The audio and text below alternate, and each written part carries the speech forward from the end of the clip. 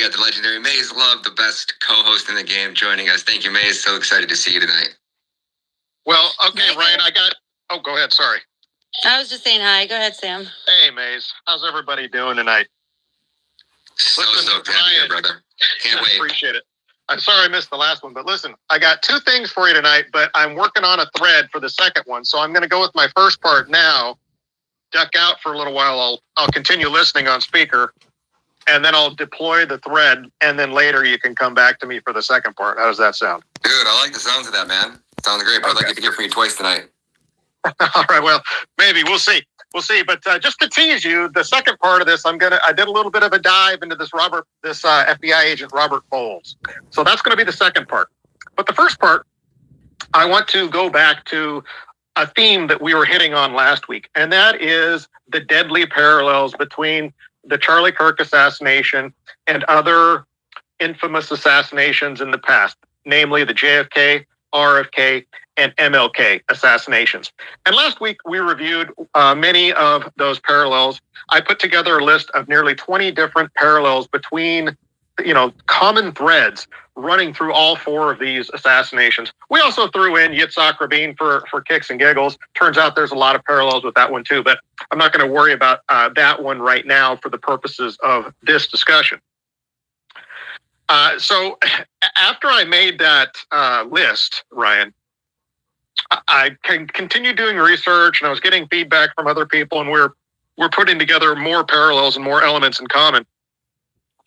And another element occurred to me a few days ago, several days ago actually, and that is an ADL component. There was actually a common and mysterious and interesting ADL component, the ADL of the B'nai B'rith, the same ADL that's been in the news lately, that ran through the JFK, RFK, and MLK assassinations. Now, what's interesting is, and so let me just review those quickly, especially for JFK. So in the JFK assassination, many of you will know that there was something called the Dallas Citizens Council that invited JFK down to Texas for, that's why he was in Dallas. That's why he was in Texas when he was assassinated, because this Dallas Citizens Council invited him. Now, what you need to know is that there were several prominent Jews in the community on this Dallas Citizens Council.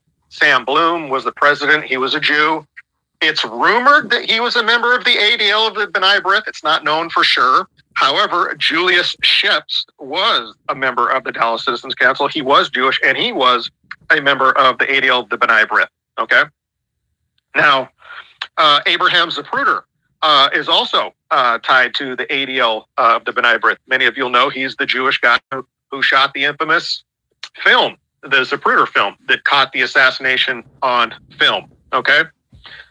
There are some other interesting connections as well, and that goes to if we go to New Orleans. Many of you who've seen the movie JFK will know about Jim Garrison's investigation in New Orleans and trying to tie basically some mob connections and people in New Orleans to the assassination of JFK. Well, it turns out that there were several members of the ADL of the B'nai B'rith in New Orleans who were involved in basically setting up Lee Harvey Oswald and framing Lee Harvey Oswald. Okay, and that is something you can go do your own research on. But this is going to become an important angle when we get back to Martin Luther King. But just know that there were members of the ADL of the B'nai B'rith in New Orleans who basically helped sort of frame the story around Lee Harvey Oswald, that helped set him up as a patsy. Okay, so that's JFK. Okay, if we go to RFK, his press secretary was a man by the name of Frank Mankiewicz, and he was a member of the ADL of the B'nai B'rith. And we now know that it was Frank Mankiewicz, his press secretary, who sent Bobby into the pantry of the Ambassador Hotel where Saran was waiting to shoot him. It's caught on film, and there are eyewitnesses testify to this. that say the original plan was for Robert Kennedy to exit the Ambassador Hotel through the ballroom, and that it was Frank Mankiewicz who diverted him to the pantry. And this is actually caught on film. You can see Bobby moving into the crowd, and Frank Mankiewicz cuts him off, points his finger towards the pantry, and turns him around and sends him towards the pantry. Okay, that's Frank Mankiewicz. Later, he would do the PR for the film JFK, which was produced by the Jewish spy Arnon Milchan, and frames the CIA for the assassination of JFK. So there's your interesting ADL angle with Robert F. Kennedy's assassination. Now, let's go to Martin Luther King and his assassination. Now, here's what's interesting about Martin Luther King, and this is a little bit more of a complicated story, and I'll try to condense it down. But there were several threads running through the Martin Luther King assassination story. And the first thing you didn't need to know was that the ADL was a partner with Martin Luther King throughout the civil rights movement. And the ADL was deeply involved in the civil rights movement, funding it, lobbying, funding operations, lobbying for acts, for congressional actions, funding lawsuits and litigation, activism, and contributing to Martin Luther King's organization. Now, at the same time, as part of the FBI's undercover intelligence operation COINTELPRO, the ADL was spying on Martin Luther King as well. So they were partnered up with him. They were also spying on him. Okay. Now, what happened in 1967? Several things happened. One of the things that happened was Martin Luther King came out against the Vietnam War in April of 1967. And this actually ran him afoul of his Jewish donors and the Jewish media. And the reason for that, which I'm not going to get into tonight, is because the Vietnam War was basically a proto-neocon war, a Jewish enterprise that was fought largely for the benefit of Israel and Zionism. And I'm not going to get into those details. It's on my wall. You can go search my wall. I've got like 30 threads. I got like a dozen threads on this. But when Martin Luther King comes out against the Vietnam War in April of 1967, he lost the support of the NAACP, which was a Jewish organization. The New York Times denounced him. The Jewish-controlled newspaper, the Washington Post, denounced him. That was a Jewish newspaper as well. And many, or if not most, of his Jewish partners and funding dried up. They cut him off. And at the time, he was very confused by this because he didn't understand the Vietnam War was such of such interest to Zionists and Jews. But that's number one. And it was 2.5 weeks after he came out against the Vietnam War that James Earl Ray, the alleged lone gunman patsy, the FBI helps him escape from jail 2.5 weeks later. And then he remains at large, being searched for by law enforcement for a whole year. Until he actually is, allegedly assassinates Dr. King. Okay, so that's April 1967. The next thing that you need to know, so now he has been cut off from, MLK has been cut off from all of this Jewish money, these Jewish organizations, and the civil rights movement has stalled out, okay? The Fair Housing Act, which was the last, the crowning achievement of the civil rights movement, which basically forced integration into the private communities and neighborhoods of America. That was passed. That was passed later in 1968, but it failed in 1966. It failed in 1967, and it failed again in early 1968. It was dead in the water. Okay.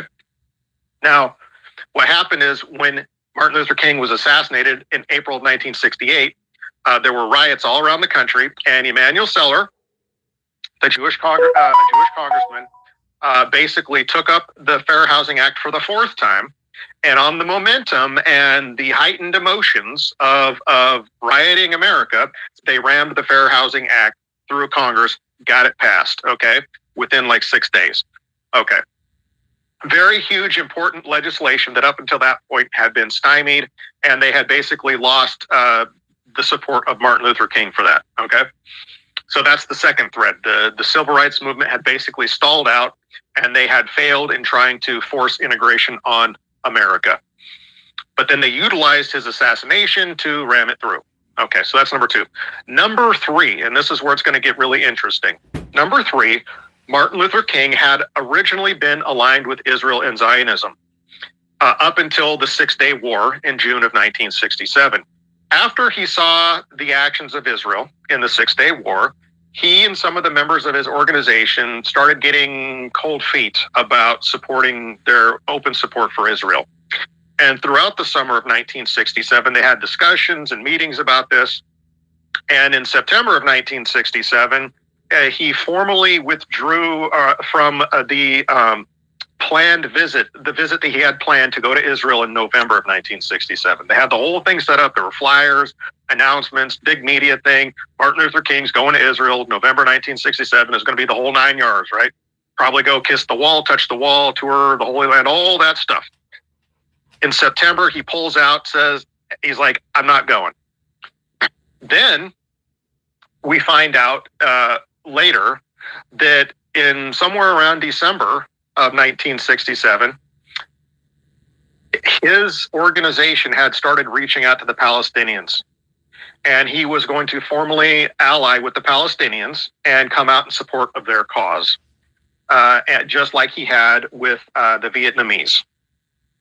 And so, how do we know this? This is where the ADL connection comes in. You're saying, Sam, what are you telling me all of this stuff? Well, this is why. Because James Earl Ray's handler, Raoul, as we learned before, Raoul was the guy who was a weapons trafficker who was a partner of Jack Ruby, right? Jack Ruby, the same guy who killed Lee Harvey Oswald, right? They were basically weapons trafficker partners, okay? And Raoul was the handler to James Earl Ray, the alleged assassin of Martin Luther King. Raoul gave James Earl Ray a phone number of a guy in New Orleans, a contact. And in December of 1967, James Earl Ray calls this contact. It turns out this contact is a Jew by the name of Samuel Leventhal, and he's a member of the ADL of the B'nai B'rith. Okay? And from this Jewish member of the ADL of the B'nai B'rith, James Earl Ray finds out that Martin Luther King has reached out to Palestine. That his organization has reached out to the Palestinians to form an alliance with them. And just like he had with the Vietnamese. So what's interesting is like, why is this, and again, this is in New Orleans, same area where other members of the ADL had helped frame Lee Harvey Oswald. Okay. So why is this member of the ADL of the B'nai B'rith telling the guy who's being set up for the assassination of Martin Luther King, why is he telling him about Martin Luther King's switch from supporting Israel to supporting Palestine? How does he know that? Well, because the ADL has been spying on Martin Luther King. So they have this insider information. And all of this information actually comes out years later in James Earl Ray's testimony to the House Special Committee on Assassinations in 1978. Okay? It's like 1977 or 78. This comes out in congressional testimony almost as an aside because the committee was questioning him and he was reviewing his activities for the full year up until the assassination. And so he's going through the timeline, and this is part of the timeline. And basically he offers this information. He didn't know what to make of it. He's like, and I'm not trying to smear anybody. He's like, I'm not trying to smear Jews or throw anybody under the bus. This is just what happened. And other members, like other people like Alan Weberman, a Jewish author who's associated with the Jewish Defense League, after that testimony, accused James Earl Ray of... For y'all that are tuning in... Oh, hold on. I'm going to cover my... thing. For y'all that are tuning in, this is an X space, okay? If y'all don't know about X spaces, these are like community chat rooms on X. And I'm showing you, this is the recorded X space that Ryan Matta, let me pull it up. Look, this is Ryan Matta's profile.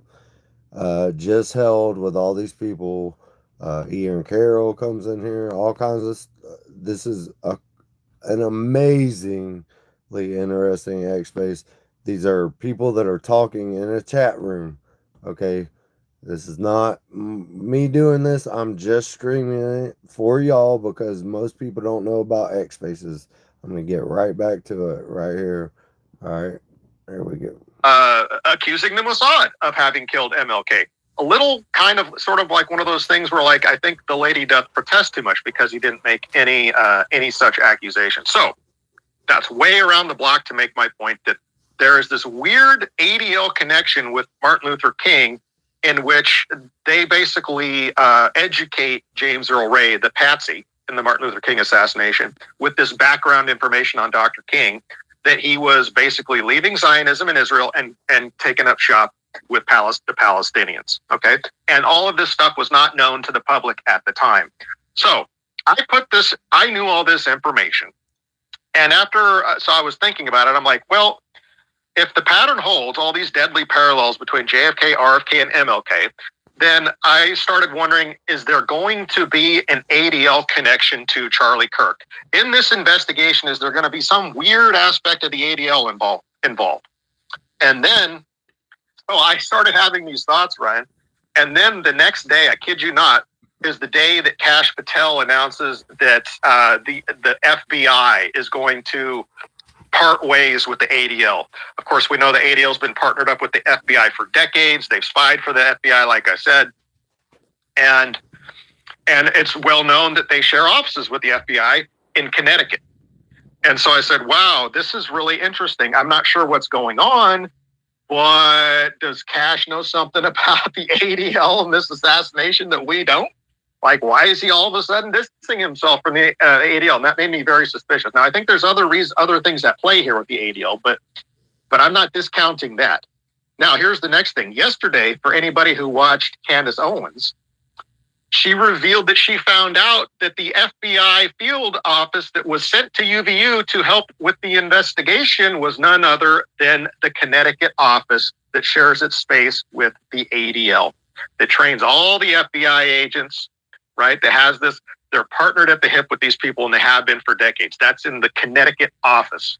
So why did Kash Patel, send the ADL connected Connecticut field office to go help with the investigation in Utah, and then publicly say, yeah, the FBI is going to part ways with the ADL?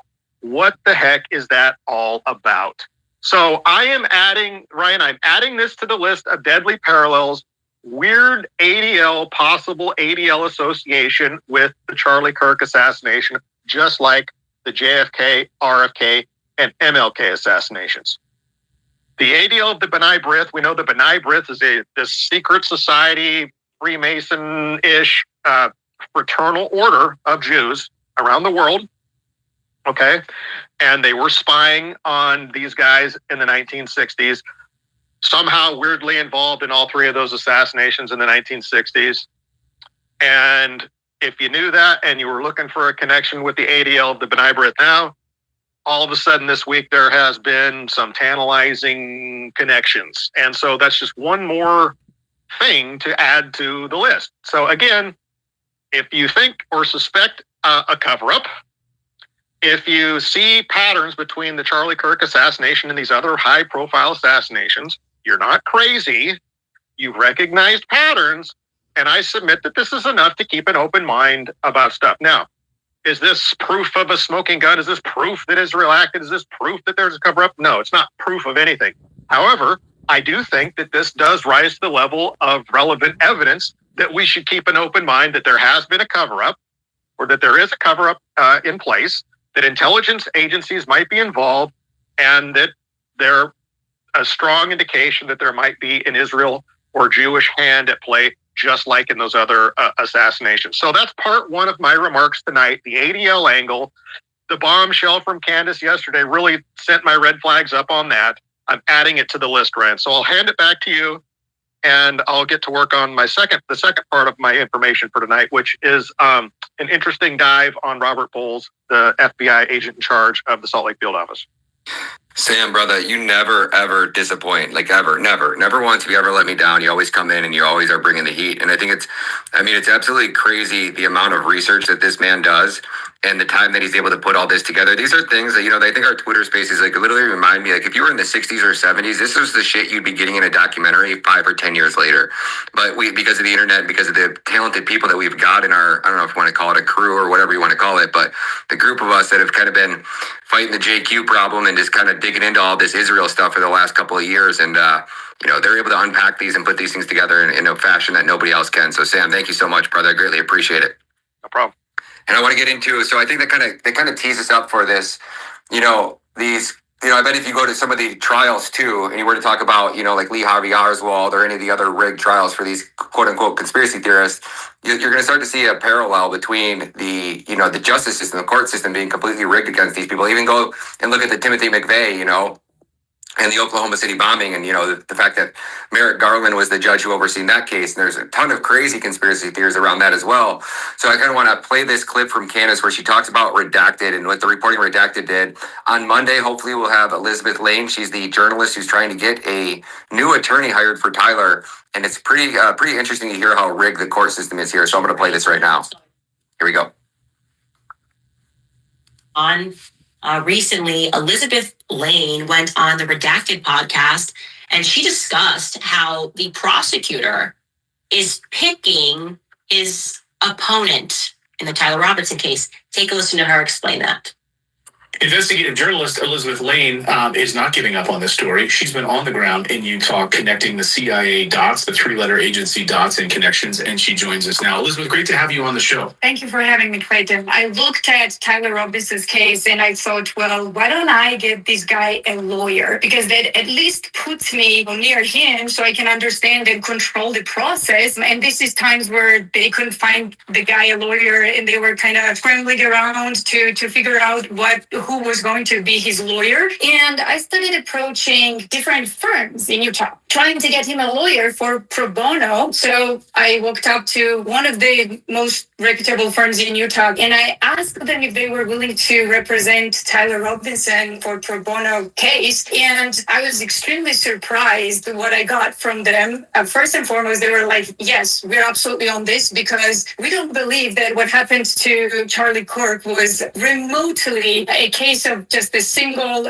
crazy kid going up and shooting the guy in the neck. Like, we don't believe that, so we are more than willing to represent him pro bono. So I was like, great. So we started the process, and what happened is we realized that we needed lawyers who are actually certified with death penalty, so their certifications didn't live up to that. But there's another interesting thing. When I did find a lawyer that was certified to represent Tyler Robinson, obviously I needed a consent from Robinson's family or Robinson himself, because he's actually not a minor. He can consent himself. Ironically, we were unable to get in touch with the parents because as a lawyer, you can't solicit clients. So it's illegal. So you can't just announce yourself that I'm going to represent Tyler Robinson. So I started doing that. So I got into this process and I asked my local lawyer firm, hey, what's the best way to go around it from Tyler prosecutor? Yeah, no, we also are controlling the courts. That's how you get a prosecution against somebody that makes no sense. And why do you do that? Because typically you're hiding government crimes, right? You want people to stop looking, you want people to stop asking questions. You're not just asking questions. Yeah, no, we are implying here that everything you're telling us about the Tyler Robinson case makes no sense. But these people control the courts. And I got to tell you another thing. I want to be very clear. They even have figured out how to run a kangaroo court system, total kangaroo court system, where judges do not have to follow the law. Okay, Ian Carroll was on my show speaking about this, pertaining to Justin Bieber. It is a fact. Arbitration courts, so they get you to sign a contract and you agree. If you have an issue, go to arbitration court. Most people don't know what that means. Private court, where the judge does not have to follow the law. All right, so I think that's a great time to pass it over to the co-host, and we can kind of go for an open mic. And then I'm going to pass the mic back over to Ian, and then we're going to get Truth Teller's up here still. Awesome, cool. I want to hear from Truth Teller as well, and we can kind of pass the mic around. Maze and Dee, if you guys want to take over, we'll do this till about 10 o'clock, and then we'll jump into the next clip. I want to get into, in a second, I want to get into the Erika Kirk stuff too. Sean, TPV Sean did another amazing deep dive into Erika Kirk. They uncovered a lot of new angles too, and I know Destiny's been looking into a lot of what Erika Kirk's been up to, so I think it'd be a good place to start. So go ahead, Maze. All right. Yeah, let's go to the what was this? Okay, the AV report, and yeah, and we'll go from there. And if anybody else wants to come up, request, and we will bring. Yeah, what's up, everyone? What's up, Brian? So, guys, I have breaking news. I pretty much have proof that Solomon and Ryan Dawson have gotten the call, because if you go to their last live, they called it Kookspiracy. If you go to the timestamp at 40 minutes and then you go to the timestamp around 2 hours and 30 minutes, they've completely have been using Hasbara talk. What? Hold on. Yeah. Hold on. Yep. No. This isn't like a trash other people's. Yeah, 100% on that. It's like, you know, We're kind of sticking into the Yeah, Charlie Kirk so- stuff. So if you guys want to jump into the Charlie Kirk stuff, Yeah. we can do that. But Ryan, No, I'm hold on, AV, hold on. So what we're saying is everybody else, this is a free speech, well, it's supposed to be. It's supposed to be a free speech platform. Everybody is totally fine to do what they want to do. That's not how Ryan conducts himself. He conducts himself at a very high level.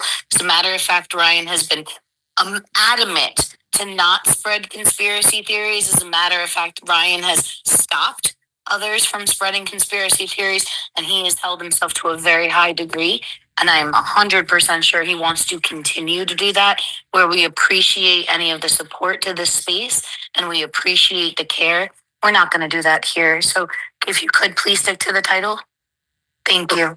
okay. Well, I'm just. Thank you so much. Okay, so I don't know why you're using Hasbara. I'm just trying to stick up for Ryan because I'm trying to show. do you even know what the fuck Yes, Hasbara you're trying means, to bro? stick up for it. Like, okay, no. Let me just explain something. Wait, I'm to you trying really to tell quickly, all right? Ryan why Solomon. I Listen, I'm understand what you're trying to tell Ryan, let but me you're finish. also I'm trying what to you're tell- doing.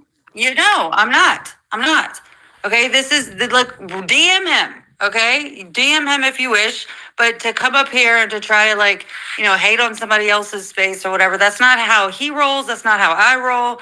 And I mean, it's some bullshit. Like even if you understood, I think ultimately whoever's got beef on here and whatever the hell, just handle that outside of a space. People are not here to listen to that. They're here to hear about Charlie Kirk and the investigation. So just respectfully, I'm gonna try to give it to you one more time. If you have anything that's according to the topic, we would love to hear it. Thank you. Yes, what I'm talking about is 100% about Charlie Kirk. There are people actively trying to shut down Candace Owens and anyone who's supporting Candace Owens by calling them kooks and crazies, because we all know who did it. We all know that it was Israel.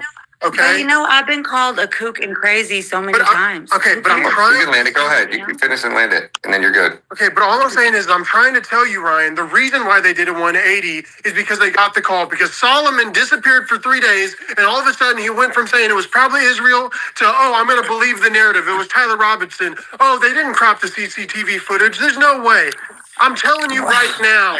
Jesus. Listen, I'm just telling you, go to that live and play it at 2 hours and 30 minutes. Okay, They're great. using- Thank you You so know much. this, Yeah, Ryan. we're good. I think Okay, great. fine. Okay. Fine. Don't believe me. Fine. No, it's not about believing you. You were given strict instructions on what we want to talk about. We want to be productive, right? This is a productive space. This is trying to get Americans answers for an American that was killed on American soil. And we all know who did it. I mean, We all and know then, who did it. It was Israel. And that's great. So if you'd like to talk about that, you're more than welcome. We're going to give you another second to wrap it up. And you have then people we're gonna running go to- cover and calling Candace Owens crazy, calling Ryan crazy, but we're the only people trying to get the truth. We all know who killed Charlie Kirk, okay? We all know who did it. They cropped the CCTV footage, okay? They cut out the 3 seconds.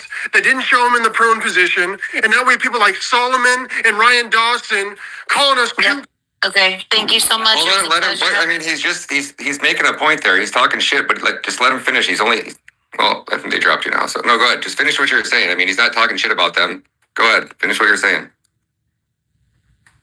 But now we have people like Solomon and Ryan Dawson completely doing a 180. And it really pisses me off that literally 3 days ago, before they got their Hasbara pamphlets, 3 days ago they were saying there's no way it was Tyler Robinson. But now they're like, of course, it's Tyler Robinson. If you think anything else, you're anti-Semitic. You're low IQ anti-Semites. I'm telling you, go to 2 hours, 30 minutes on his last live. They were doing Hasbara talking points. I'm telling you, Ryan, they got the call. I'll stop talking, but I'm trying to tell you that's why he attacked you. I got you, brother. I got you, man. All right, Thank you, bro. I appreciate it.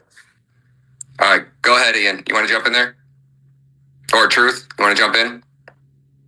Well, I just want to say that, like, to me, whenever you have a few groups that are actually speaking out against the real problem, which is, Israel and its infiltration, I don't like to attack those spaces. I think Solomon, despite the fact that people might have problems with him, he and his movement has helped tremendously to break a lot of the fucking Hasbara in the beginning and to educate people on what Israel's doing. And so I just have that respect for him regardless. I mean, and so I don't know. I mean, you might suspect that because of that, he changed his mind. He changed his mind because of that. I don't know. I just think people should just use their own discernment. I was just gonna say, like, it's the Jews guy at this point, and like at this point, we don't have enough evidence to just be like, it's the Jews. I would love to say it's the Jews, but the problem is we just look crazy without any like clear evidence. So now you're using Hasbara on me. I never said it was the Jews. I said it was Israel. Hey, who taught you that word? Where was George? No, listen. Who said that? Where's George Zid from? No, dude, I who talked said so that? much shit. Listen, who Anyway, said that? back to the next guy. Who had their hand No, up that's next? I bullshit. think They're it using was you. Hasbara on me. Just chill, bro. No, that's Chill, bullshit. relax. I'm up here. I'm sorry, guys. AV, This guy's unhinged. AV, one, I highly recommend to look up the definition. I think it's Truth's word turn. Go ahead. What's Go up, ahead, guys? Truth. Thanks for hosting the space, Brian. God, you got somebody coming for your title, Truth. This AV guy, you know what I'm saying? I'm just kidding. I mean, if he wants to He's take a trying to shot at the put champ, everybody I'm on right stage. here. Let me just do a little warm up. I'll be ready to go. No, I'd rather be your friend, buddy. We're on the same team, man. All right. Look, Jesse, I don't know if you're trolling, if you're being serious, but again, where's George Zinn from? Why does that individual happen to be at the right place at the right time when, a national event's taking place and a certain execution's happening? He also happened to be at the scene of the crime during 9/11. He's also at the scene of the crime. I'm with you 100%. I personally think it was the palm gun guy, but I can't prove it, so there's no Okay, point. it was a rhetorical Let him question. finish. In case y'all don't know, Truth Teller, the dude Truth Teller, is an Arabian dude LARPing as a white nationalist, I think, or whatever. But if y'all don't know that about Truth Teller, he's an Arabian dude. Finish, I wasn't asking you to respond. It was a rhetorical question. But if you're gonna mock "it's the Jews" line, well, he is a Jew, isn't he? And as it so happens, who does Charlie Kirk represent? Who was funding him? A bunch of rich Jews, actually, and which specifically which individuals stopped funding him because he started to turn on Israel? Robert Shillman. So, look, it's not jumping to conclusions if you can prove it. I want to make it clear, this is just a recorded space that Ryan Matta had on X. That's them talking. This is not my views necessarily or YouTube's views. It's not a generalization if it happens to be true.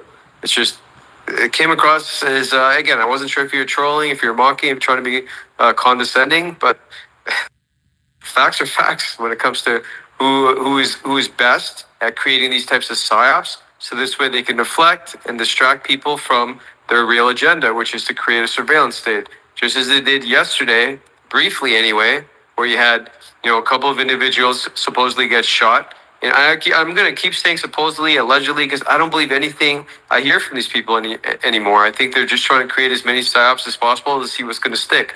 Yesterday, they claimed 2 people got shot and 3 more were injured. It turns out only one person was shot by the police. The other person, they're not really confirming what happened. And of the 3 people, another one was also shot, injured by the police, not by that individual whose first name happens to be Jihad. Looks really? Who the fuck's gonna name their kid Jihad? I'm sorry, excuse the language, but the absurdity of it all, the fact they actually expect people to believe this stuff. So you're gonna see more of these psyops. One of them will eventually stick. I think they're just using the probability of numbers at this point. Let's just keep trying different tactics, keep trying different psyops. Eventually, one of them is going to work. So we will eventually succeed in convincing people that we're the victims and people will believe it while we continue to build our Greater Israel project and continue to advance our objective of establishing a surveillance state within the U.S. That's what's really happening, and that's what they're trying to deflect from and still trying to pass off Palantir and maybe Carbine 911 as useful platforms that are in fact just again being used for surveillance operations. It's exactly what's happening right now as we speak.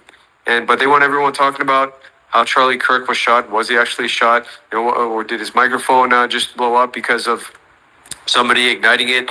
I mean, there's plenty of theories at this point, but I don't spend my time thinking about it or discussing it too much more. I ask myself three simple questions when it comes to these types of events that take place that continue to remain in the public discourse, and that's it.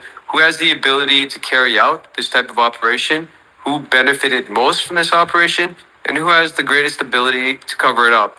And every single one of these questions, it all points to one direction. It's just one entity that seems to benefit every time from these types of events, and that's Israel and the Jews. Serves as a great distraction for them. Of course, they benefit from it because look who they now installed as CEO of TPUSA, and they're in full control of Erika. She's going to do their bidding, and she's got a massive slush fund now. And she's got two young kids, so she's never going to stray or call for declassifying the Epstein files ever again. She's never going to call out Gaza's ethnic cleansing. And by the way, they may or may not have reached a peace deal today, Ryan. For whatever that's worth, I don't. By the way, if you're wondering, Israel's violated 962 previous ceasefire deals, and even though they've agreed in principle on this deal, they're still bombing Gaza. Nothing's changed. So anticipate that this will be 963 or 64. I don't know. I lose track. Those stats might be a couple or a month old or so. Israel never honors any agreements anyway. So what you can count on with the Jews is they're going to continue to deceive and gaslight and manipulate any one of these tragedies that have taken place, whether it's on a grand scale within a country or within an area they're occupying or their neighbors, etc., or if it's an individual tragedy. They will take full. They will take their full opportunity to be able to exploit it to the maximum to again portray themselves out to be the victims, and then also be entitled to some sort of compensation as well. So again, they want to create this beta surveillance state in Gaza, which is what their full focus is right now. And you're going to have Trump and also Tony Blair that's going to be a part of this, and Larry Ellison helping to fund it on the side. He's been funding the Tony Blair Institute for a long time so they can establish their national ID card. They'll be testing it out in Gaza, expected to then be in the UK, and then it'll be in the US. These are the topics they don't want to discuss. They want you to know that really it's these technocrats, the likes of Larry Ellison, the likes of Sam Altman, the likes of Peter Thiel, that are running the show, that are pulling Trump's strings and telling him what to do. And you've got Netanyahu on the side, laughing, awaiting through a show trial that's never going to happen for corruption charges. People keep thinking that this guy's going to one day face some sort of accountability for all the crimes he's committed. Okay, sure, wishful thinking. They'll kill him or he'll disappear. He'll get Epstein, and by that I mean he's not even going to get killed. Not promoting any type of violence here. Just to be clear on that before I just want to be real clear, real quick, that I don't give a fuck what nobody says on whatever the hell they're saying on this space. I am not promoting violence on my channel. And hit the like button, please. He faces any type of justice for all the crimes he's committed. That much you can count on. I don't see that guy ever facing one day in jail just because he's a sacred cow. He's given too much to the state of Israel. At best, maybe they'll maybe Robert Maxwell him if he gets too loud and obnoxious. He's smart enough to avoid that though, because he's not flashy. Maxwell was. That was one of his mistakes. He just used to talk too much and he was too flashy. And and of course his daughter and Epstein were doing what they were doing, carrying out their human trafficking blackmail operation, which I believe is still ongoing. By the way, I still think Trump is still subjected to blackmail and does as he's told. So for me, I don't spend too much time reflecting on the different camera angles, whether there were holograms involved, what kind of camera was behind him. Was it a camera? Was it a projector? They're going to keep us guessing until the next psyop that they'll want us talking about. That's where I foresee this going. And again, I don't mind. I support Ryan, his efforts, and the rest of you as well, if that's the direction you want to go. But don't lose sight of the fact that they are on course to want to create their surveillance state. They're trying to accelerate it as much as they can. And their main impediment right now is to try to build enough data centers and account for the amount of energy they're going to need to be able to fuel these data centers. That's a bit of a limiting factor because they really do get heated up. And so, one solution China found is you can actually start building them within the ocean. They know how to build data centers in the ocean. So, good on the Chinese there. They figured that out, but that's certainly not beneficial if you're against Palantir. They haven't. I don't think they've adopted that tech yet, but they probably will at some point. But that's the direction they're going. That's what more people should be talking about, and also pushing back against nobody. We shouldn't have to be living in fear and to be surveilled by these drones that Anderson Horowitz is going to be building. That's should you violate or not say give in to a vaccine mandate, they could just take you out with a suicide operation without even having to use a hitman.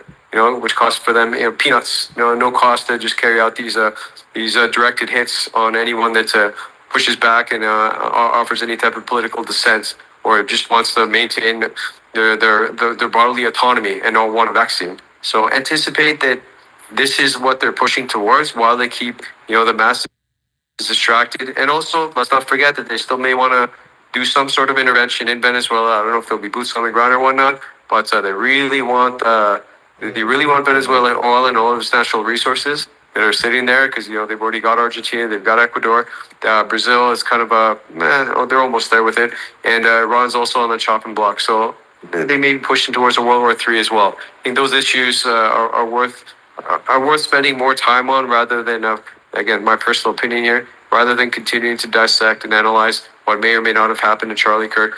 I do believe, it's a terrible strategy. If it really happened, I don't know if they faked news that. I believe anything is possible at this point, but make them prove to you whatever it is they're concluding. And the fact the FBI has already shut down the investigation tells you they don't want you knowing the truth. So, and as one individual put it, I think it might have been Laura Loomer actually, does it even matter who really did the shooting at this point? Not really. So they're just going to pin it on this kid because they love their lone gunman theories because as Sam Parker put it, those are clean and easy to just kind of sweep under the rug. The public will accept it and we'll move on to the next psyop, right? They're still pushing Lee Harvey Oswald as a lone gunman, even though that's been disproven over and over again. They're still pushing Gabriel Principe in the history books as to who started World War I. It's always a 19, 20, 21-year-old, this young kid no one knows really anything about, who you can just pin all the blame on and then just move on and you just shove it down people's throat and expect them not to push back and ask hard questions. Well, stop doing that. Keep posing and asking those hard questions and dissecting. So in that sense, I do respect what you guys are trying to do, but don't lose sight of what the big picture is, and that's that they really want the surveillance state. I'll pause there. Thanks. No, Truth, I think you're spot on with that because I think the next psyop that's going to come, the next false flag is going to have to be so massive because they're trying really hard. 14 days after the Trump shooting or this Trump assassination, it was like crickets. I mean, there was very few people. It was the middle of the campaign season.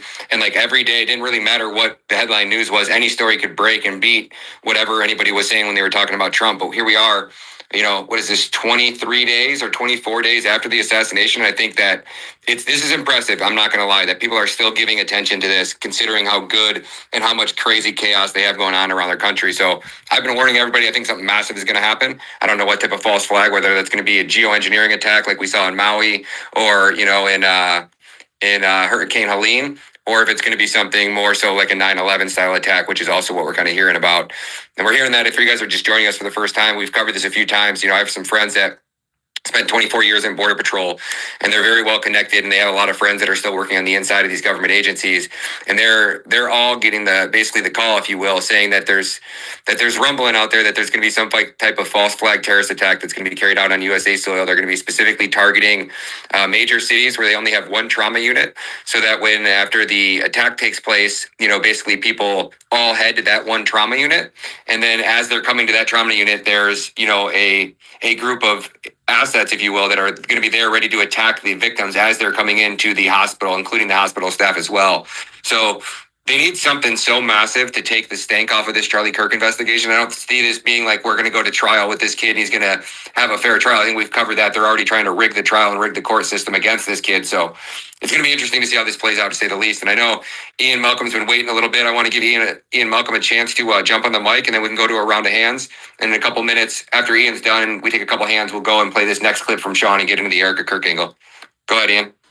Yeah, no, perfect. And to kind of play off of what Truth had to say there, the thing I wanted to focus on was what appears like it might be a flash in the pan, or perhaps indicative of kind of the next step of this regime that Truth was talking about. And I say that because Obviously, anybody that was watching the timeline today and that follows this kind of subject, they're aware of the fact that Uncensored AI, their account was stripped of its gold check, as were all of its affiliated representatives. We saw the blue check marks being removed from folks like Gentile News Network with 250,000 followers, and individuals like Wolf, who's up here on the panel, which has since been returned. And this is the thing that I think is really curious about this, is the fact that these things, I believe, are done by design, right? We could look at this and we could say, oh, this is a glitch in the system. Oh, this is just a temporary error in the code that stripped Uncensored AI of the gold badge and all the affiliates of their blue check marks. Can I just jump in real quickly? I was one of the earliest people to get this affiliate badge, and I have just received word, and I've just verified it. Uncensored.ai, the account, lost its gold check last night. It has just been completely banned and suspended from Twitter altogether in the last hour. It is gone. For what? I don't know, upwards of 50,000 followers. Did they say why? Gone.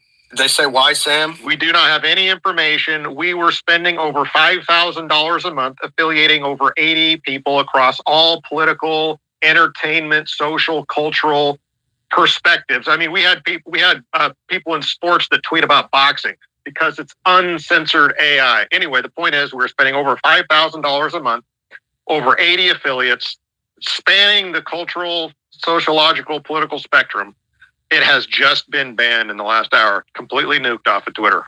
No, Are they banning nothing. any of the badges, the people with the badges, Sam? You know that? What about the people with the badges?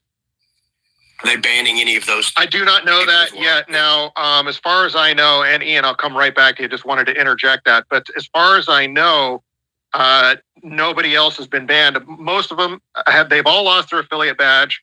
Almost everybody's lost their blue check. I haven't lost mine. I have no idea why. People have been DMing me. How come you still have? I'm like, I don't know. And don't get me in trouble because I have no idea how I escaped. No, but you did lose your blue check mark once. This is your other account. This is, well, I am currently demonetized. I did lose my blue check on this account last year. I got it back. My other main account, I lost my blue check. It's demonetized and de-verified, all that as well. So I'm all demonetized already. So I'm thinking maybe that's what protected me. Like they demonetized all those people. But since I was already demonetized, maybe that sort of protected me from losing my blue check. I don't know. I don't want to talk too much about it and jinx it. Could still happen. But for now, I'm sorry, Sam. So here's a question. So are the ones that got their check mark back, are they demonetized now? Nobody's gotten their blue check mark back. Nobody's got it back. No, I saw it. Israel Exposed got it back. And did it? Get Your Voice. Yeah. Okay, that does happen occasionally. If you remember last year when the conservative gold check account badge, they all lost it and then they got it back over the next few days. So if they're getting it back, that's great. That's awesome. Happy to hear it. That's good news. But Uncensored.ai, again, paying $5,000 a month, hasn't broken any terms of service, following all the rules. And in fact, we had been in regular contact with customer support over various items having to do with the account. Never was communicated that we were in any danger or that we were breaking any rules. They have just unceremoniously, without explanation, just nuked us. So that's the latest update. The account's gone, done. And I'll send it back to Ian. Sorry, Ian. No, never apologize, Sam. And Ryan, real quick, if you want to check your DMs while I walk through the rest of this little concept here, there's a account I think might want to come in and might get some additional ears in the space for you. Might be of interest. But really quickly, you guys can drop me if you need or I can drop myself if you need to let him up. Yeah, I got him. Go ahead. You can bring him in. I saw your message again. Perfect. And so where I was going to go with this is actually kind of perspectively interesting. At least I hope it is for everybody. And so what Sam was actually just talking about perfectly illustrates where I was going to take this, which we might see the Uncensored AI account come back, or maybe not. Either way, this is basically it's the boiling of the frogs, right?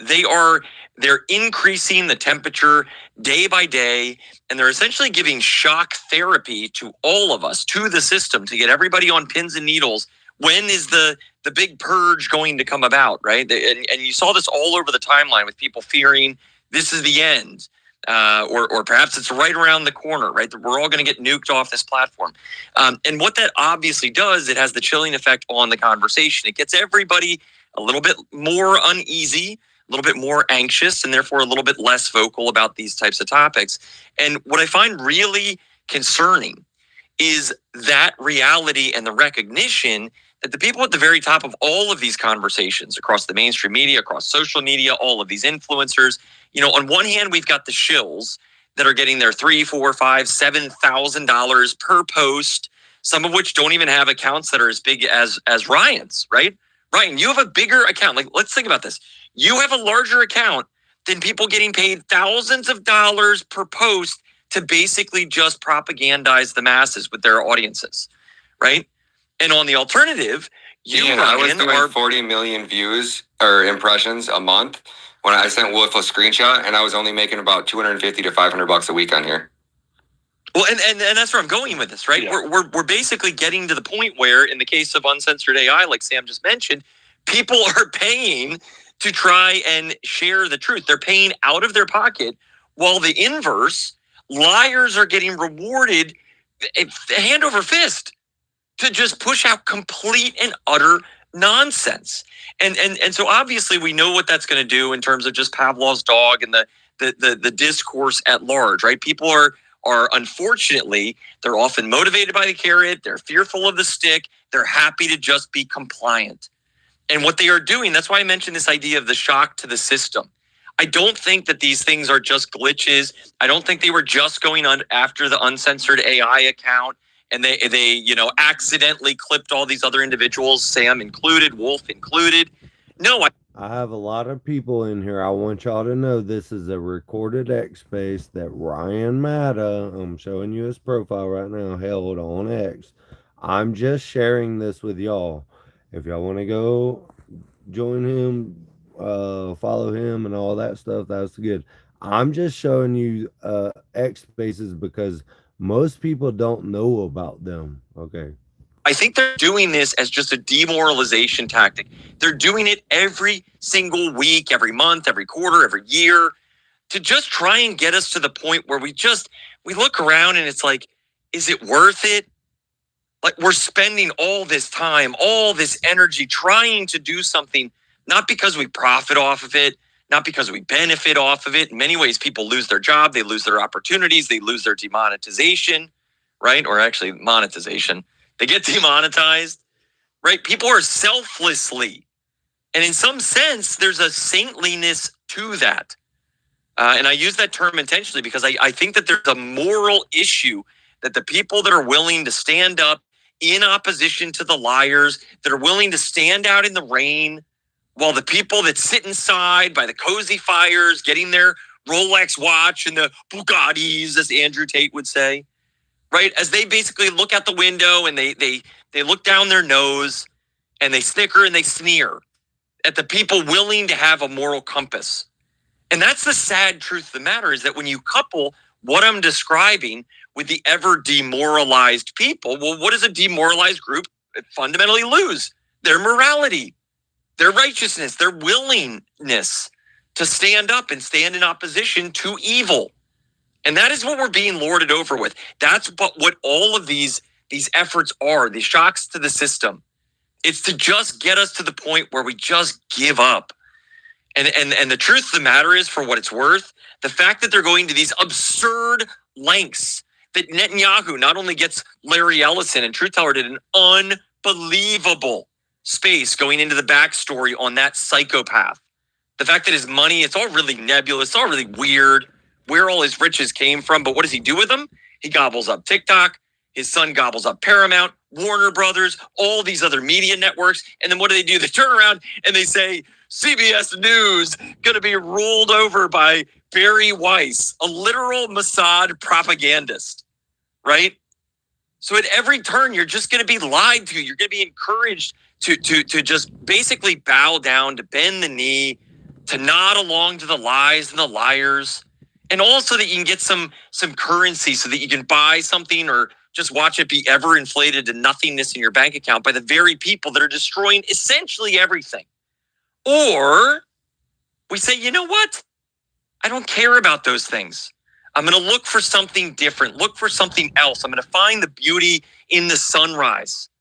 And with that, I'm going to try and make the world a better place tomorrow, independent of what it means for me today. Again, this is just a space that's recorded on X. I'm streaming. Please hit the like button. It does help get the truth out here. If you like this conversation, I suggest you go back and listen to it from the beginning so you can see how we got here. But go ahead. And that's the thing that we have to be willing to do. We have to look at these little slaps on the wrist that they're digitally trying to do. They're trying to get us to neuter ourselves, to be fearful, right? At the end of the day, as Jonathan, decent backup. I'm not sure where he is. Oh, by the way, I know that he's out there trying to do what he can, but he can't even get on this platform anymore. They just nuke him within like 500 followers because they're so fearful of what he has to say. And for what it's worth, I do think he takes the rhetoric a little aggressive if he is listening. I love the guy, right? But regardless, I mean, he could come in and he could join this space and he could say, oh, my favorite Zionists of the world, Israel is great. Now let me list out the 25 people ruining the world, all of which are Jews. And he could go through and he could name all the companies, all the positions, all the connections, and do it in a way that would blow everybody's mind. And that's the thing that they If fear. I said it in a gay tone like that, though, Ian, I would trust that you would kick my ass. I wanted to say There he something is. so bad. Wait, he's on another alt. He is Captain Oh my Respawn. God! 6 Listen, million to count. I have to stay up with all his alts because he'll cuss me out in DMs the minute I find out. Like, why would you leave me waiting? I'm like, I didn't know it was you. Anyway, No, he's the all-time. I can just see it somewhere in Israel right now. There is a guy staring at a screen, and just like John Hammond in Jurassic Park, looking at Ian Malcolm, saying, "Boy, do I hate that man." There's a guy doing that, and simultaneously, there's a guy looking at backup, and he is Neo. I suppose in some ways he's like Neo, except he's the Agent Smith in the sense that he can become 1,000 different people. They can't stop the man. They can't keep him down. He's not monetized. He doesn't make any money off of this. He works his tail off on his Substack, and thank God they allow him to just have the content there. And that's the thing that is so crazy about this.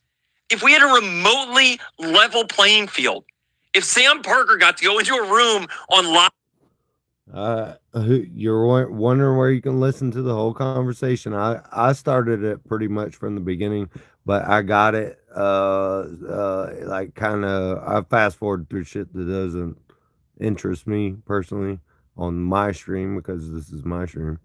But this is the account that is hosting the space. It's a space on X.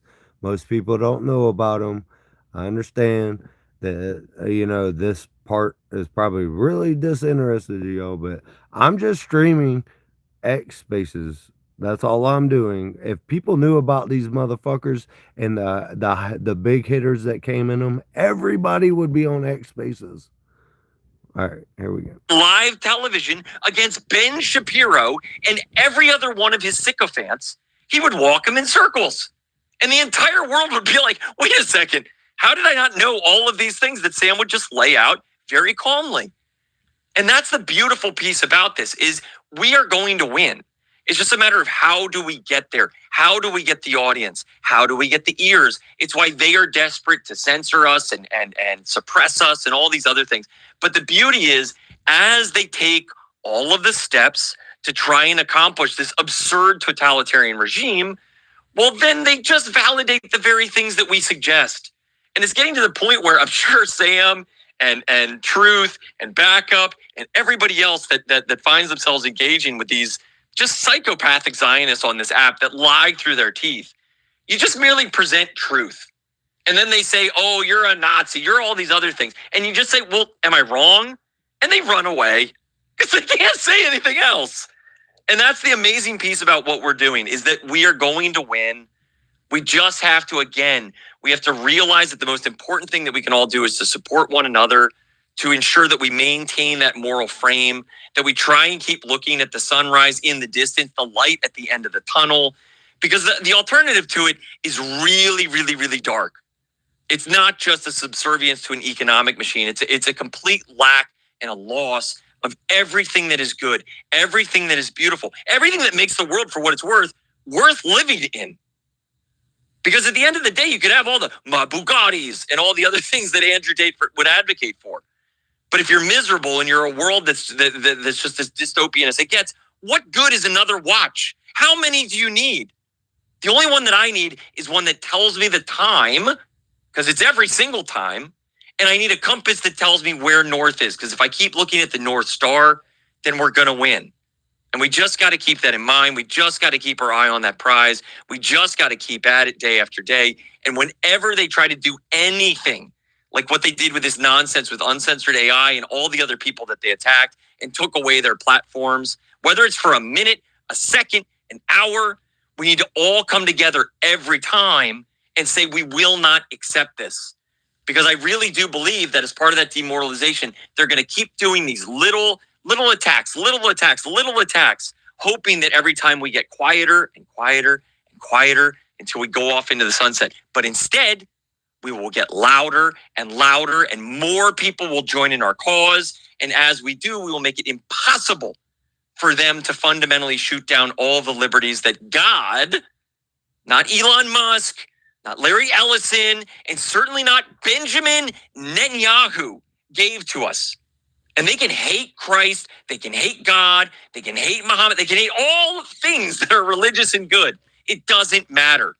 Because at the end of the day, Christ is king. We are going to win. The liars will be exposed, and the righteous will prevail. And so I want everybody to know that, everybody to feel comfortable in that, everybody feel confident that that is the path forward. Hey, Jose, I'm talking about Jewish hate. Okay, this is not Jewish hate. This is a X space that was streamed. Okay, I don't have any hate on this channel. I am just showing conversations that are happening. This is what we believe in America, is free speech and conversations and working shit out through speech. That is the American value. That's why it's the First Amendment. Forward, and to recognize that when they do these things, they are literally trying to just train you into submission. And instead of getting down on your knee, just stand up even taller, raise your voice even louder, and speak the truth even more confidently. And with that, Ryan, I'll throw it back over to you. Man, Ian, you're such a legend, brother. It's always such an honor and a privilege to have somebody like yourself up on these spaces, just unpacking this in a way that, again, I say this in every space, but if you guys aren't following Ian Malcolm, he's one of the very few people that can articulate and deliver these points. Him, Truth Teller, Sam Parker, they have this gift that I think very few of us actually have, their ability to articulate and do it in a way and unpack it in a way that just, it resonates with so many of us from such a first principle standpoint, where you really start thinking about the world and your life and, everything that we've been taught over the past. And then they start putting these pieces out in front of you and laying it out in a way that you can't really deny it. And once you see it, you can't unsee it. So these guys have been laying, literally, if you guys are just waking up like I was, 6 months ago or a year ago, these are the guys that have laid the groundwork for you guys. So do me a huge favor and make sure you guys swing over there and follow every one of these gentlemen. I want to jump over into this. We can go down the rabbit hole because I know Destiny's up here too. And I want to get the mic over to her in a second as well. But TPV Sean has done this intense deep dive into Erika Kirk, and we covered this a little bit earlier. And I want to kind of go down this rabbit hole a little bit, so we're all at least on the same page. And I'm not trying to push any narrative. I'm not trying to say I know what happened to Charlie Kirk. I think we're just kind of all hearing. I like bringing up the experts, and everybody has a different angle and a different take on it. And I think together, eventually, it's just keeping enough attention on this. Eventually, it seems like we're really close. The FBI's made quite a few mistakes already. I think the narrative's falling apart at the seams, and I don't think we're far away from getting some new CCTV footage. I think it was Clint in here that was Clint Russell last week offered a $2,500 reward if anybody had or is able to come up with any new evidence. And then yesterday we got the evidence of the guy that was at the Tyler Robinson was 20 minutes after the event. His car was filmed at a parking lot that was like a mile and a half away, a little over a mile and a half away from the university. So you're looking at a 5 to 7 minute drive, with no traffic. With massive amounts of traffic, you're probably talking about maybe even 10 to 15 minutes. And then his ability to have to jump off that roof, sprint over into the woods, I think it was like a mile or half a mile or 0.6 of a mile, however far it was that he had to run to that drops point. with a rifle in his hand. So trying to like hide this rifle and sneak around and get to the drop location. Then after that, you have to come back, where I believe he was walking back to campus, walked back to campus, had to get into his vehicle, and then somehow drove, 7, 5, 10 minutes away, however far it was away. Was he able to do that in a 20-minute period of time? I'm not sure. But now we know where his car is at that 20-minute mark. So it'd be really interesting if anybody in Utah wanted to go basically to that business, start at that as your starting point. You see which way his car pulled out, and then just start walking that in that direction and seeing what other businesses are there. Did any other businesses catch his car? And are there any cameras out there that are facing the street? Can you track his car at an earlier point and then kind of work your way back? Because it's going to be interesting. I think, imagine if we got a video of his vehicle 5 minutes after or 5 minutes before the shooting that showed that his car wasn't even on campus at that time. I mean, I don't think we're far away from getting a break that kind of blows the entire FBI investigation open. And there's a lot of people out there putting a lot of money up. So hopefully you guys will can talk with your friends. If you have any friends in Utah and anybody's interested in doing this, we now have a starting point where you could literally go business to business and start, working your way back through this. And I don't know how long CCTV cameras back up for. Most of them are done for at least a month. So we might be hitting that point where these systems might start looping over each other. And if you can't get to them now, you're not going to have an opportunity. So let me play this clip from TV Sean, and we're going to get into it. Just got a whole lot deeper. Shocking revelations from her past are blowing the child trafficking accusations sky high. And while the mainstream media scrambles to mislead and distract the public, we've got the documents and the videos the world has been waiting for. This isn't speculation, this is evidence. And tonight, we're going to show you what they never wanted you to see. Behind the carefully scripted backstory, we find criminal referrals, intelligence contracts, and Israeli connections that lead straight into the heart of Obama's deep state. So the question isn't whether the official narrative is true. The question is, who benefits from the lies and misdirection? Before we dive in, standing actions of child trafficking in Romania. When we dropped that report, the mainstream media went into full attack mode. Fact checkers were deployed. Influencers on Israel's payroll were ordered to smear us. Death threats came in. According to fact checkers, there's no evidence that Erika, Kirk's Romanian Angels, was accused of trafficking children. They say it's been debunked. But that's a lie. The mainstream media and those so-called fact checkers are not telling you the full story. They're not even telling you 1% of the truth. We've got the receipts, straight out of Romania. Documents, testimony, and even records showing the prices paid for underage girls. Romanian Angels, co-founded by Erika, Kirk, and her mother during the Obama administration, ran from 2011 to 2017. And during that same period, something explosive surfaced. Allegations that a child brothel was operating on the NATO airbase in Romania.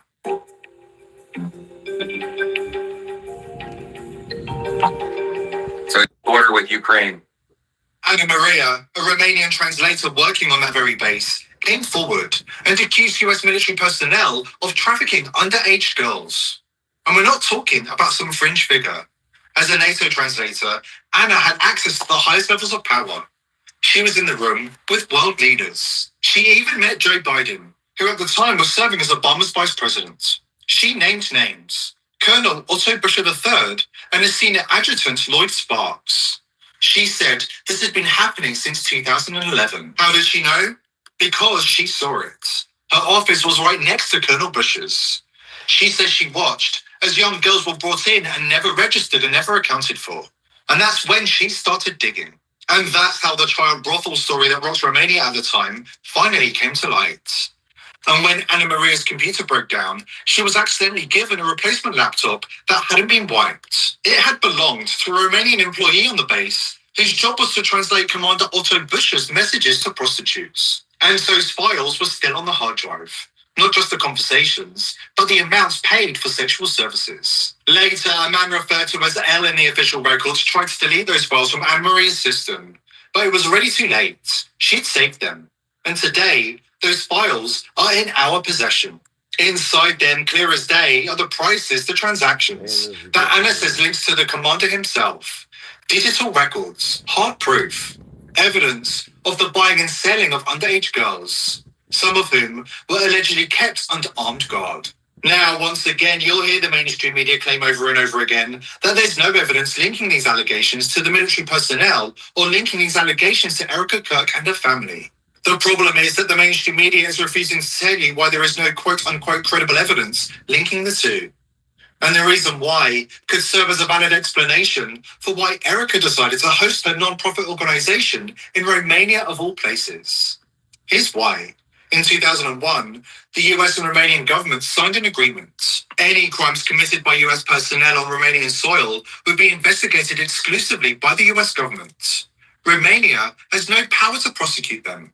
In other words, if Colonel Busher or anybody else on that base was guilty of operating a child brothel, but maybe went to Romania and posted this in 2012. Erika Kirk, then Erika Francevey, competed in the 2012 Miss USA pageant as Miss Arizona, started working for Donald Trump, and then immediately after that went to Romania and posted this following video on her Vimeo page 12 years ago. I believe that we all have angels in our lives, and these are my little angels from Antonio Placement Center in Constanța, Romania.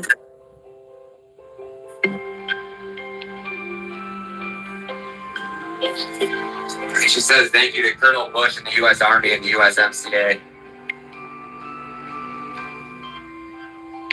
The person and the organization that she thanks at the end of that video, Colonel Busher and Associate United Hands Romania, have proven ties to child trafficking at multiple different points of their time in Romania. According to ctnews.ro, Associate United Hands Romania had close ties with the U.S. military at the Black Sea Rotational Force 17.1 and at the Mihal Kogalsanu military base. Now, forgive me for these pronunciations. I don't speak Romanian. In this article from January of 2020 from activenews.ro, I translated it, so let me just read it to you. It says, a former translator from the American base in Kogalsanu accuses a real brothel operated here where minors were brought in.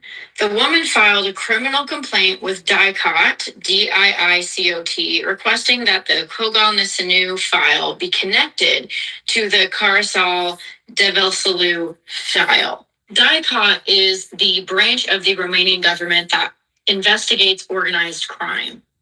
To this day, Erika Kirk has never addressed the allegations against Colonel Busher, never spoken out, never condemned a single accusation tied to that base, even after shutting down Romanian angels. Which is very strange, considering she's on record thanking a man accused of running a child brothel for helping her coordinate her non-profit organization in Romania. And when the fact checkers tell you there's no evidence, ask them about the DICOT criminal referral. It's there in black and white. The entire timeline of accusations tied to this base lines up exactly with the years Erika Kirk was working directly with orphan children.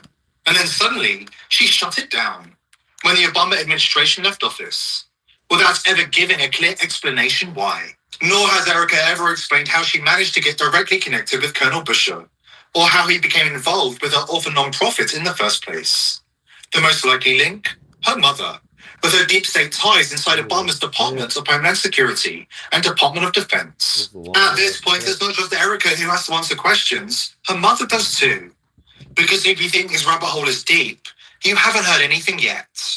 Erika Kirk's backstory makes less sense than Obama's origin story, and it's tangled up with just as many three-letter agencies. The full report is coming up right after this important word from our sponsor, Important.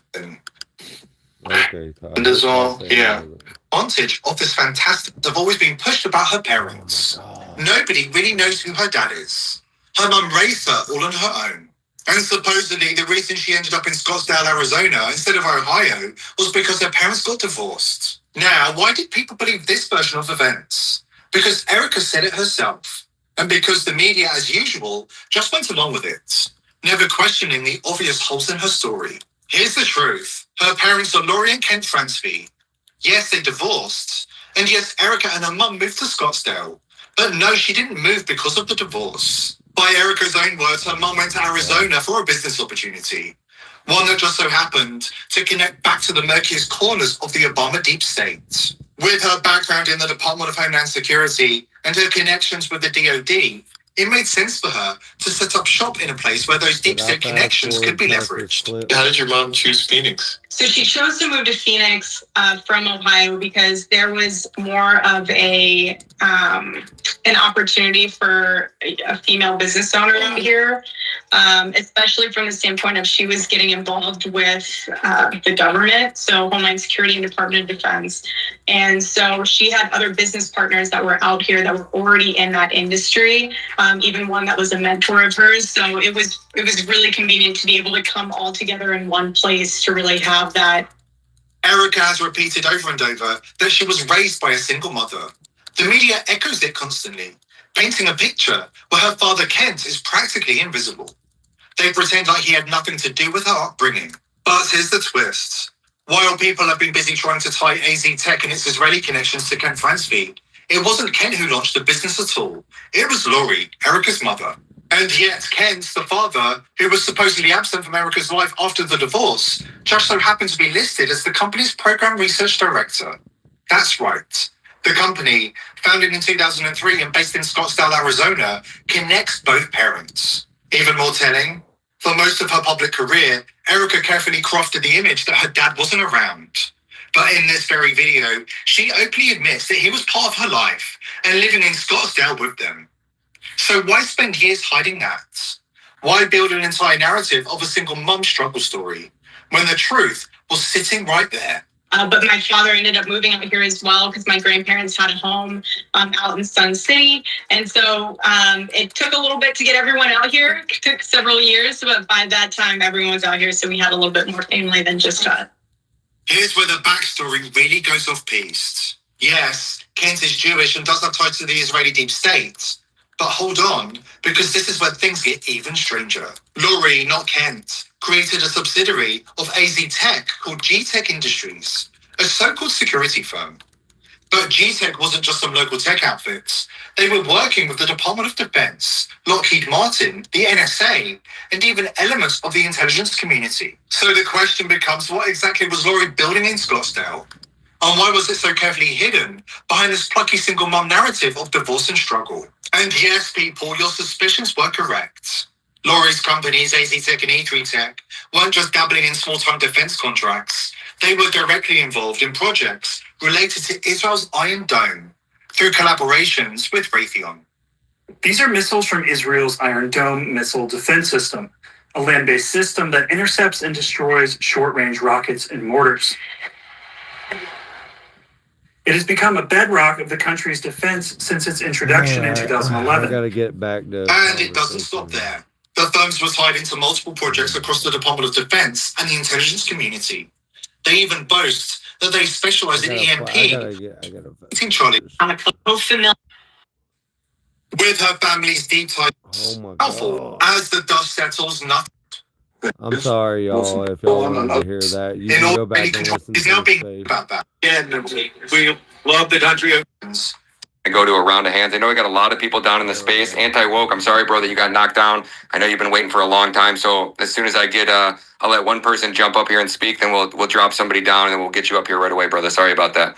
Go ahead, Maze. By the way, just to interject really quick, Ryan. Yeah, go ahead, Sam. I have put my brand new thread up in the nest. FBI special agent in charge of the Salt Lake field office, Robert Bowles, who was installed just a few weeks before the assassination.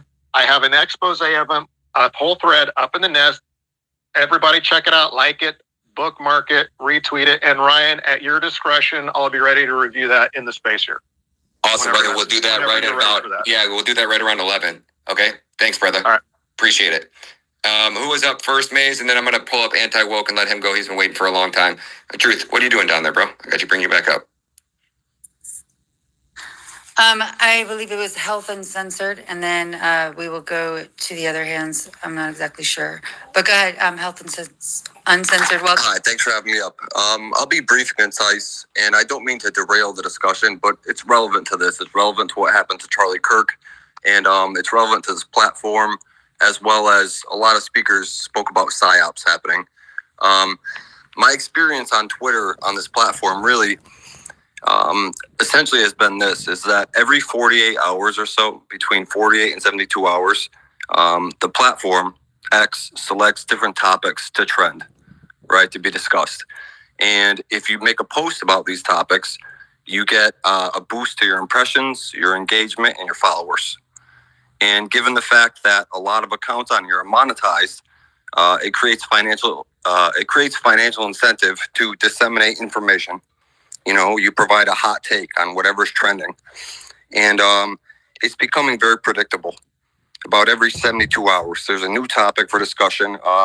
Charlie Kirk, that was a big event, you know, and I know a lot of people felt very strongly about that. But prior to that, I believe it was the Ukrainian woman that was murdered on the train. Last week, it was Tylenol and autism. There'll be something else tomorrow. But the point I'm trying to get at here is that in terms of PSYOPs, by being on this platform and not kind of addressing this, we're all participating in one, you know, because when they control the algorithms, and now they're using AI to do it, but when they control the algorithms, they control the narrative. And whether you're offering an opinion for or against whatever is trending, you're participating. You're disseminating information. And a lot of it is propaganda, you know. So I'm just, you know, like I said, I don't want to get the discussion off track. It's important to talk about what happened with Charlie Kirk, you know, but I think that's equally important to kind of talk about the state of free speech and how much control do we have in what we see, and how is this affecting us as a community at large, where the people running this platform basically have developed a system where everyone and their brother is talking about the same things. Copy and paste. Here's my hot take. Copy and paste. Here's my hot take. And what does that do, you know, for the community at large? That's all I wanted to ask, you know, and if anyone wants to offer feedback, thank you for letting me share.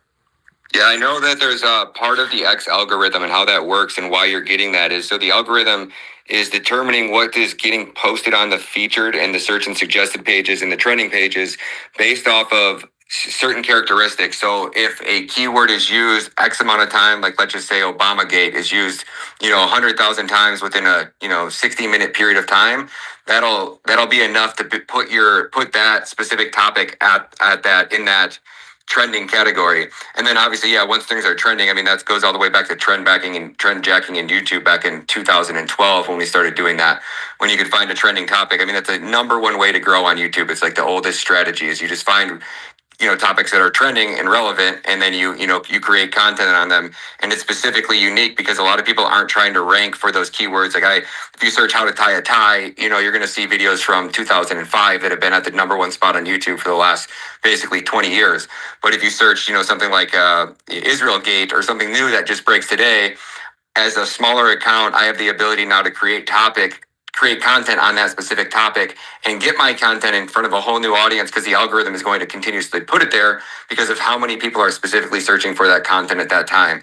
So I think that, I don't know if that helps, but I know that X is similar. There's certain limits and thresholds that determine what topics are trending for that 24-hour period, and it's based off the amount of times that specific keywords are used and posted. And if they beat a certain threshold, then they're on the trending page. And then a new keyword could come out and do a higher and like outrank whatever is currently ranked up there. And if something new comes out, it'll bump whatever the lowest ranking threshold is out of that queue, if I'm not mistaken. And maybe Maze sounded like you wanted to jump in there either on that as well. So I've noticed that too, Health. I think that when this was introduced, especially with monetization, the control over what people look at, care about, give attention to was just, you know, handed over to X. And I think and I agree with you. I often think about that, like how, you know, the reward and punishment system is kind of now in place, and not only like what to talk about, but how to talk about it, you know, and you're either going to be rewarded or punished. And especially with everyone now feeling like they're the new news, and because that when they kept repeating that, I was very suspicious. I'm like, why do they're trying to make it a mantra, like you're the new news, and like trying to make people feel very confident about being able to quit their jobs and depend on this for money. And so again, what does that do? That makes people vulnerable to that manipulation, because now that's what they're doing with the next. So I feel you. I appreciate you coming up here and saying that, and I hope that people are kind of hearing what he's talking about. It's definitely just a control vector, and just to kind of maybe be aware of that. And I think another, I guess, good rule of thumb is to keep an eye open for what it is that could be happening while all of this is being monetized on here. What's happening underneath the headlines. But did you want to And hold on, let me add to that, Maze, too. So I did a little bit of digging deeper. I dug a little deeper, and it's actually volume and velocity. So minutes to hours velocity, how quickly posts accumulate matters more than the total volume. There's no specific threshold that guarantees that you're going to get on a trending page, because you need to not only get the volume, but you need to get the velocity as well. And then it says global trends. More trends may involve tens of thousands to over 100,000 posts in high traffic time periods, and that's how basically these feature pages work. And then it says an example hashtag like Oscars might trend with 50,000 posts in an hour during the event, while local protest hashtags that could trend with over 2,000 posts in a specific region. So just gonna give you guys an idea. Go ahead, brother. Well, I appreciate the responses. Both of you are probably more educated than I am on it, but just from my own personal experience, it just feels like it's becoming less and less authentic. And again, from my own personal observations, I think there's a bias in what's selected to trend by the company, by X, and by the people running X. Other than that, there's certain topics that are always kind of hits, and that's whatever Tucker Carlson's talking about, whatever Joe Rogan's talking about. A lot of people, and this isn't a slight towards anyone, and I don't mean, I'm not the Twitter police, but a lot of people, I feel like, don't have any area of expertise to share. They're not particularly noteworthy, but they just copy and paste whatever's trending. And that's fine. That's important. It's important to inquire. 84 sent me some of your videos, and I've been watching them, and I think that you were brilliant. And so thanks for coming up and sharing your perspective. Yeah, Coyote, go ahead. All right. No, that's what I come up here for. It's like, okay, yeah, this stuff is important, and health, I appreciate you saying that. And Uncensored AI kind of sparked a little something, even though I wasn't like, I know a lot of you guys were affiliated with it, but what should be, in that fucking trending thing is, and we could do it, is Project Esther. And things like these, because they're taking our fucking speech while we're talking about other shit, and that's not no salt on anybody's stuff, man. Like everybody's doing their thing. I love y'all. Like I want everybody to do well, but this is the freedom of speech, right? And this is something we need to fight against right now. And I think they got us a little off track, and they're using this propaganda or a lot of propaganda against us or whatever. And we need to kind of stay focused on nobody knows about Project Esther. They don't, and it is in full effect right now. You're seeing it. I got booted off the TikTok just for actually just a straight executive order of literally Trump signing it and mentioning Charlie Kirk and Larry Ellison, which he did or whatever. Wasn't worth the whole getting banned off of. But it is getting bad. Noticing, people are getting suppressed off that.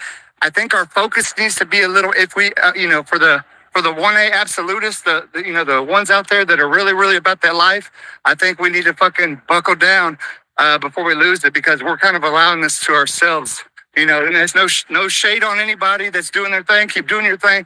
I love you regardless or whatever, but I think we need to 1A it right now.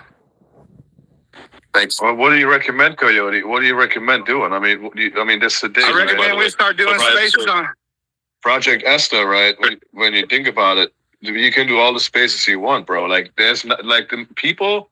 Let's be honest. We might be on X all the time, hosting spaces, being on here, seeing messages, seeing posts, all that stuff. But majority of people are really not on X, right? And the platforms that they are on are now the ones who are being bulldozed by the machine, right? So, yeah, I get it. I'm with you. Project Esther has been a big topic for us already months ago. But But So I think, should we not tackle it? Should we not no, try? no, but I mean, we do. I mean, I don't think this is the space right now with Ryan going into Charlie Kirk and stuff. But I am with you when it comes down to actually doing more talk about censorship, right? The bulldozer coming through, right, to all the social media platforms. I'll be more than happy to host more space about that too, and tag along with it, because I agree we need to do more talking about. But then again, realize one thing: the more they're doing this, the more they're losing grip, because people are just going to leave. People are just not going to deal with it.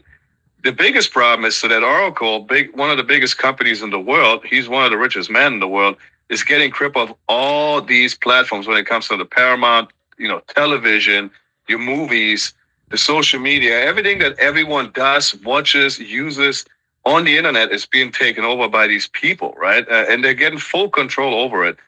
But I'll be honest, I think people are realizing this too, bro. And I'll be honest with you on another topic when it comes down to these young bucks that are rising up. Generation Alpha, Gen Z's are already cooking. And I talk about it all the time in my spaces. Gen Alpha, I'll be honest, dude, I just see a spiritual awakening naturally happening, right? That literally just put faith in God at this point, because at this point, they're going to shoot themselves in the foot. They're going to push so hard for this narrative.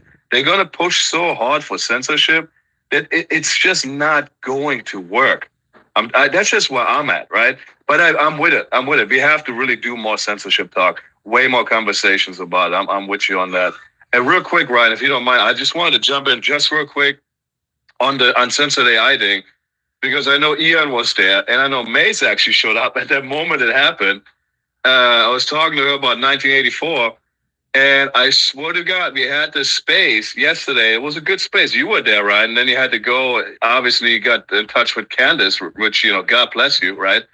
And we were talking about check marks being taken away, right? So we were sitting there. We had like an 800 people space, and we talked about I think Myron Gaines, we talked about Nick Fuentes, we talked about Sam Parker, we talked about, who am I saying, Lucas, and a couple of guys who got their check marks taken away and they're never going to get them back, right, et cetera, et cetera. And why are we talking about the censorship on these big accounts and how they're censoring them with not allowing them to have, these check marks and get monetized, and how it's going to carry over to, smaller accounts like us, and how they're going to start censoring us and doing eventually the same thing to us with the masses. I swear to God, literally when we spoke about it, boom, everyone's checkmark was taken away yesterday. So I don't know, man. I mean, the bulldozer rolled into town. X is definitely trying to show people hey, be careful with what you're doing now. It's almost like it's almost just like another thing like what happened with Charlie Kirk, right? It's like they're really just. It's just, in my opinion, it's disgusting, and it doesn't taste right? And I don't think people are gonna dig this, and it's just a warning sign to me, right? It's just warning everybody. But waking up to this realization, my friends, is we are being watched, right? The small guys are now being watched, right? Even normal dudes like down there, like Box, his checkmark was taken away. My checkmark was taken away. Truth Teller's affiliation was taken away. Everybody's affiliation was taken away. And that all happened within 10 minutes. GNN's gold badge got Just so y'all know, I got my check mark taken away too. Damn. Gotta go way back.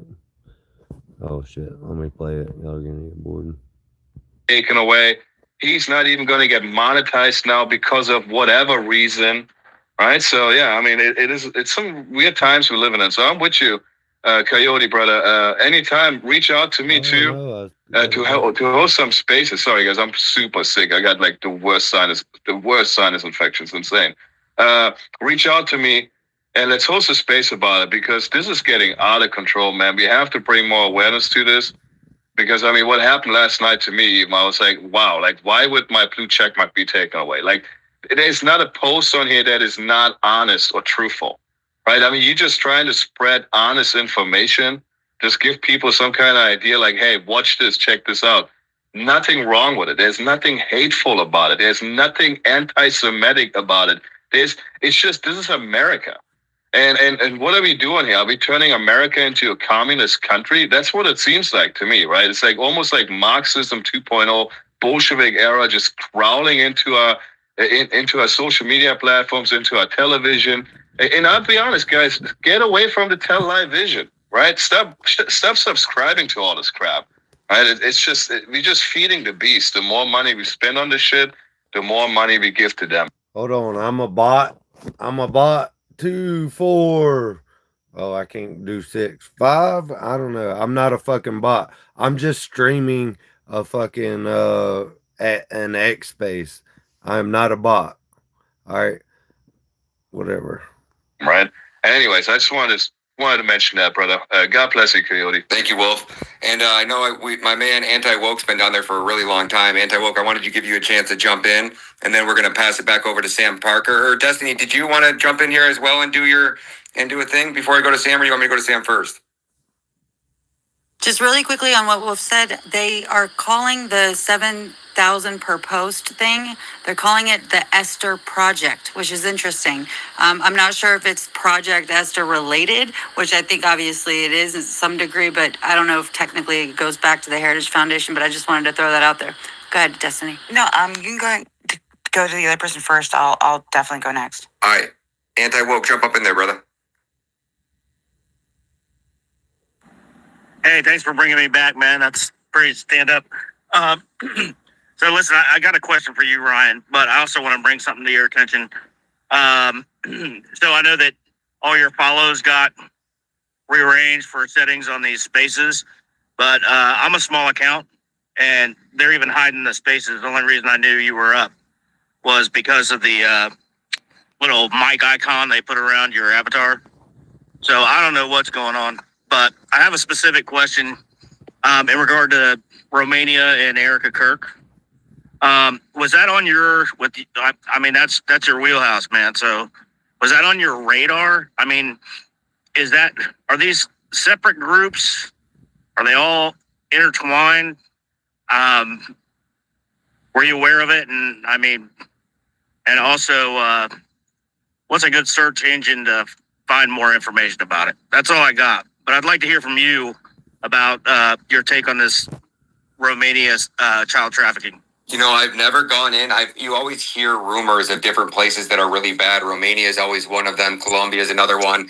Mute your mic, brother. I'm coming back in. And if anybody leaves their mic open, I always just mute you guys because I can hear myself and everybody else coming back through your speakers. So it's nothing personal. But yeah, so no, I've never was able to connect any dots between Erika Kirk. I had no idea that there was that specific child trafficking organization. You know, that dates back to 2012. There are so many of these different organizations to try to get through. Just the ones that are more recent from 2020 or newer, just took place during the Biden administration during the surge of the migration crisis. There's so many to get through that you literally need to dedicate your entire life just to going through a couple of these organizations because there's so many leads and it's so hard.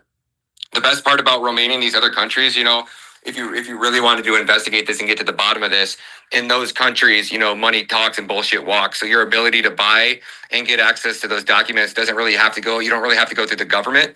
You just have to be able to go through. You just have to find the person that has it and then offer them enough money for it. And that's kind of what we've been working on in Mexico.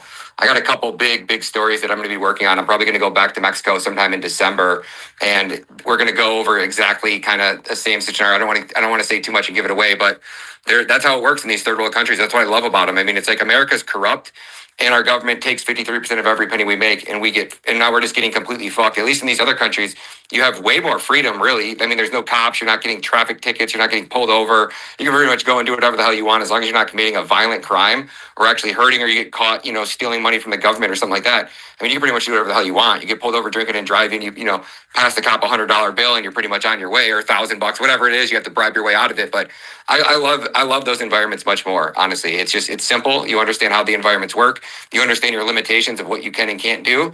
You can push those limitations, but you know, you end up risking your own life as you're doing it, which I don't really disagree with either way. But yeah, so that's kind of all I can say on that. I'll just kind of land it there and appreciate you. Well, go ahead. One more thing, and then I'm going to drop off. So is it safe to say that they're all pretty much funded the same way, just disguised by?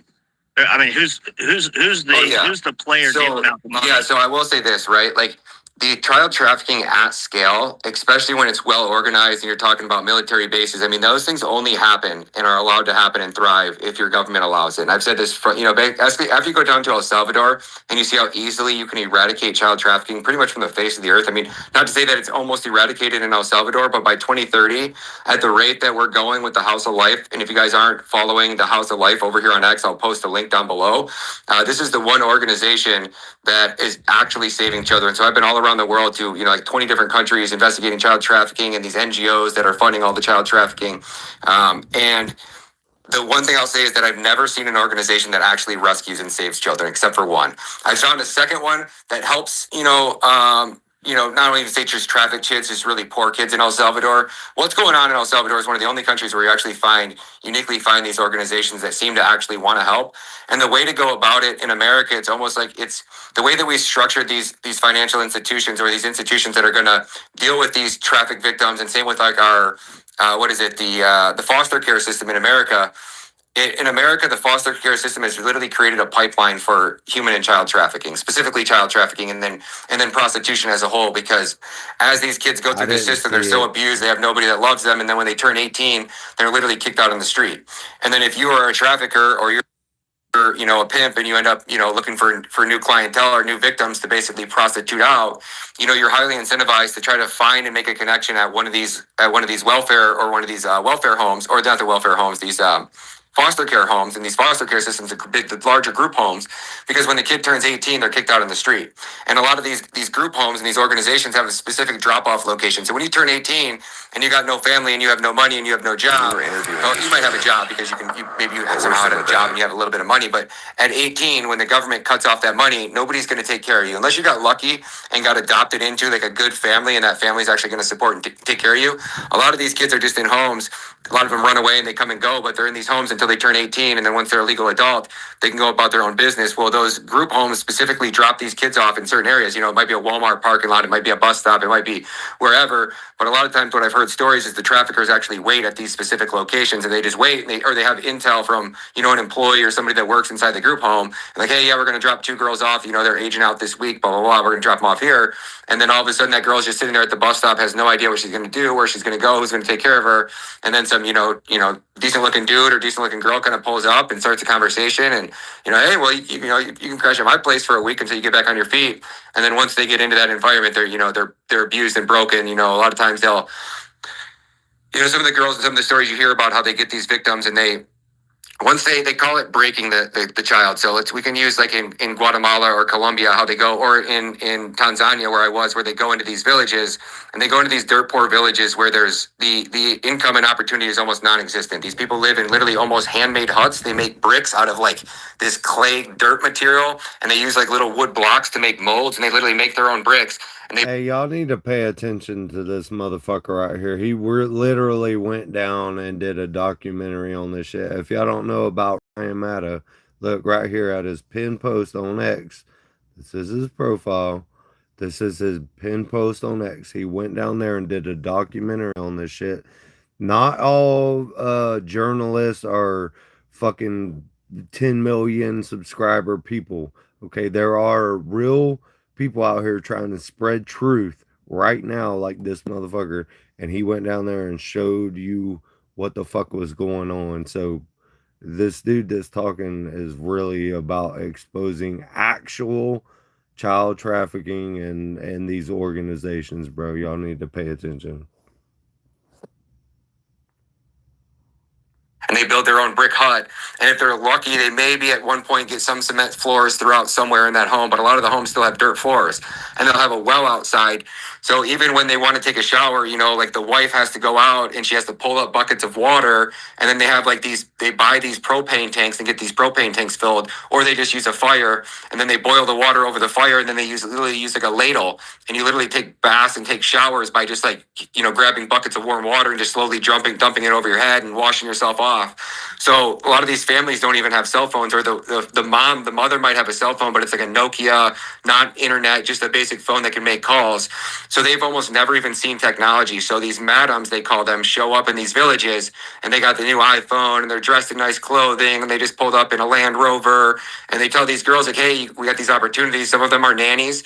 Sometimes they'll find the girls in like, they'll go to a local bar and a restaurant, and the girl will be the waitress, and they'll spark up a conversation, and they build like almost like a somewhat of a friendship and a relationship with these girls, and they tell them that, hey, in some of the villages, when they're trying to get the minors, they have to get the permission from the parents. So they'll use like nanny organizations, and they'll say, hey, we have this elite nannying service in America or in Europe or in wherever, and your daughter has this opportunity. She can go to school. She's just going to be a live-in nanny with the family, so she doesn't have to pay for rent. She's going to make $6 an hour or $10 an hour. And to these families, the kids will go work in the cobalt mine for $1 a day, literally, if they even get $1 a day, right? So they're going to be slaves, or they have this opportunity to go and basically either sell themselves, or they're just tricked and think that it's a nannying service.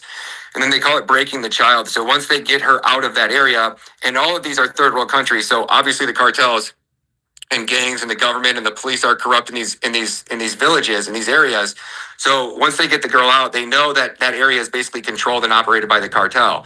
They take the girl back to a hotel room. They tell her to take off her clothes. They start inspecting them. And then they order one of the girls, she's going to go have sex with whoever the trafficker is. Then if she starts to resist or tries to say no in any way, shape, or form, then 2 more guys come in, and there's 3 guys total, and 2 of them pin her down while the other one rapes her, and then they all take turns gang raping, and they call that breaking the victim. And then they let her know, hey, where you just came from, so-and-so, he runs that. I know this is really hard to hear for my listeners. This is really happening in your world. So I'm sorry that this is happening to you. You're hearing this, but this is actually happening. Village, yeah, he's on our payroll. You say anything or tip your parents off or try to escape whatsoever, we're going to slaughter your entire family. And that's how these operations work. So these operations only work if your government allows them to work. Your government has to be rotted to the gosh damn core and has to be involved in. We had 452,000 children arrive at our border, migrant children, and 350,000 of them were vetted by America, by our government. They vetted the adult that they delivered these children to. Then they handed these children over to grown, undocumented illegal immigrants, some of which who had like birth certificates, was the only form of ID. They had an expired birth certificate from like Romania. And we were saying, okay, yeah, you're this dude from Romania. We're going to give you an Asian girl, or we're going to give you a Latino girl that's 7, 11, 13 years old. And then there's going to be almost no follow-up. We're going to make one phone call, and we're going to say, hey, anti-woke, did you, how's Julie doing? And you go, oh, Julie? Oh, who's Julie? And they go, you picked a girl up from the airport. And you go, oh yeah, that girl. Oh yeah, her dad messaged me on Facebook and said, hey, he'd offer me $500. Or I answered an ad on Facebook. Somebody needed me to pick up their daughter from the airport, so this guy paid me $500, and I went and he gave me his ID because I had to, show the ID and to get the daughter, and I showed the ID, and then I dropped him off, gave him back his ID. That was the last time I ever seen that girl. I don't know who she was. Right. So like our government has been involved in child trafficking for a very, very long time. Destiny can touch on it a little bit more and go into the finder's call and how that's connected to Epstein, and how our government has a very, very long history of child trafficking and pedophilia specifically. I think mainly because of the blackmail angle and how effective that has been to control politicians and blackmail people into doing their bidding. Pedophilia is that one thing that you're literally willing to swallow a bullet before you would actually admit, or you let your family find out that you were involved in any type of pedophilia activity, because it's like the one stain that's so dirty and so dark that you can't really recover from, or at least you couldn't prior to Diddy in 2020 and everything that's going on now. It seems like they're trying very hard to normalize pedophilia and just get us used to just saying, oh, well, like the pedophile from Israel came over here on American soil and is part of Netanyahu's like security or ministry or whatever the fuck the guy's position was, higher up in the intelligence agencies in Israel. And I'm probably saying that wrong. Not Tala anymore. The guy. Yeah. What was his position? Oh, he was the cybersecurity chief he was directly under Netanyahu, by the way. He's like a director. He had a high-end position, and he was accused of, he was trying to meet with a 15-year-old. He got caught. It wasn't just him. There were others who got caught too. It was an FBI sting. He was the only one who got released because Trump called in a favor, and he was able to, again, be released on his own reconnaissance, I suppose, and didn't have to even deal with a trial. I think he just had a Zoom call, and yeah, he's not coming back to the States anytime soon. He's going to just avoid charges by escaping back to Israel while attempting to commit pedophilia while in town for a conference in Vegas. So you see the double standard, how they take advantage of being able to seek refuge in Israel. I talk about it all the time. That's part of the reason why they established Israel in the first place. Yeah, 100%. What would you speculate? What would you speculate, Erika, Kirk's knowledge was of this? Would it be Madam Groomer? She was absolutely a child trafficker. She earned a massage slush fund. What kind of 17-year-old's able to establish a ministry in Romania? If she really cares about kids and wanting to give back, why doesn't she just do it in America? What's she doing in a developing country like Romania that's known for corruption, known for human trafficking? The Human Rights Watch and other organizations have cited that there's about 86,000 people a year that go missing in Romania. It wasn't a safe place then, certainly not then. It's gotten a little bit better since. And then for 6 years, she's there until 2017, making millions of dollars working with Romania's Angels, an organization notorious and infamous for human trafficking. Thousands of kids went missing, and multiple whistleblowers spoke up about it. They were shut down and censored until it got to a point where they couldn't keep it quiet anymore, and that's when they shut it down. Brought her back to the U.S., and then she was connected, or she basically had a little arranged marriage with Charlie Kirk, and she moves on to the next stage of whatever her trajectory is that they have planned for her. None of this is by accident, I believe. I think it's all by design. She goes from, again, with the Trump pageant, Miss Teen USA, wins the Miss Arizona, doesn't place at all for the Miss USA part, for the national pageant part of it, then gets whisked off from makes millions of dollars, becomes a multimillionaire through some ministry that's supposedly there to help the kids. Yeah, right. Go on with that, Erika. Go to Disneyland or whatever, and the kids are never to be heard from again. And then she's brought back to America, married off to Charlie Kirk. I mean, if you believe Grok states that it was Epstein actually who connected them and actually kind of, in fact, coached and enabled Charlie to be able to connect with her and kind of guide him through, because he wasn't exactly known as the ladies' man. Then he made her. He was blown away by her. Marries her, has kids, and then you don't really hear too much about her. You don't hear about her parents either. Her father, of course, is the director of Raytheon. He's in charge of the air defense system, the Patriot system in Israel, and the mom was also also working for the Department of Defense for national security as well. So they're both part of the alleged deep state. It's funny how you never hear names; they just allude to deep state. So this way, you stop asking questions about who's really involved and actually operating. Well, it's these people that we're talking about right now. Her parents are both involved with this alleged deep state. She herself is a human trafficker, and then married off to Charlie Kirk. He gets taken out because I guess he's making too much noise and countering Israel's narrative and not simping enough for Israel, despite the fact he's got a rabbi coach that tells him what to say. And now she's the CEO of TPUSA, promising she's going to grow it well past, the 850 plus chapters are going to expand beyond just universities and high schools. They're going to get into middle schools as well. It's literally become like the equivalent of Unit 8200 within America. So this way they can, get at these kids young, mold them, and, turn them into perhaps potential future surveillance agents. So this way they can go and spy, also infiltrate, but then also brainwashing, gaslight their audiences like they're doing with this one kid, Brylan Holyhand. Yeah, the homosexual She's also who's pushing that Mike Huckabee's daughter's beer, this female beer brand. I mean, how much more? She's also statutorily disqualified from working in the securities and the real estate industry again because she committed fraud and got found liable and was ordered to pay fines. Isn't she still working for Barbara Corcoran and her team as a realtor? I'm not sure if she is statutorily disqualified. She's not allowed to even affiliate. She had to pay $300,000. That fucking settlement came down within early this year. Like the whole backstory of her and the timelines and the things that she's in and the things that her mom and her dad are in, there's absolutely no chance she is an organic human being who just happened to cross Charlie Kirk's life. He is a handler or a plant, and almost certainly a spy. You go from Arizona State to Liberty to Regis to fucking, what was the other one she was at? She was at basically, she did the who's who, the tour de force of fucking spook colleges, like less Georgetown. That was basically the only one that she didn't go. Like, who is this fucking like person?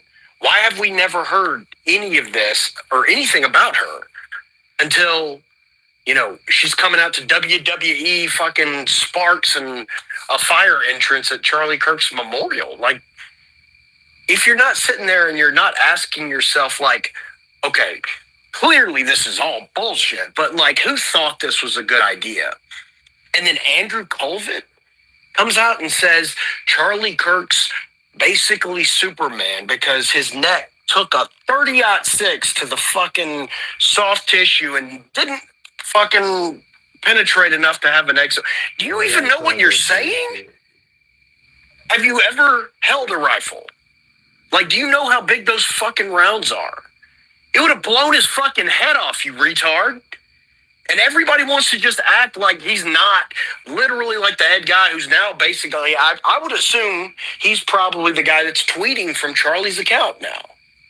And they got so much pushback from everybody about Ben Shapiro thinking he's going to walk his happy fucking, you know, Jew hat wearing ass up and take over the reins that they literally had to pivot to Erika.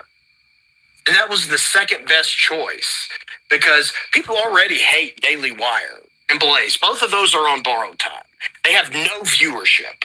They are just basically a drain on like all of the financiers of Con Inc. Media, the fucking Betsy DeVoe, Charles Koch, you know, Kathy Crow, Harlan Crow crowd. Like nobody pays attention to them anymore. It's a liability. And Brylan Hollyhand or whatever, like, we don't need skinny diet Romney. Like, that's not the fucking tone that people are looking for. I don't need you preaching to me wearing your fucking Augusta Masters polo because your family are members. Like, how do you have a tour date scheduled with 10 sold out events? Nobody's ever even heard of you or gives a fuck.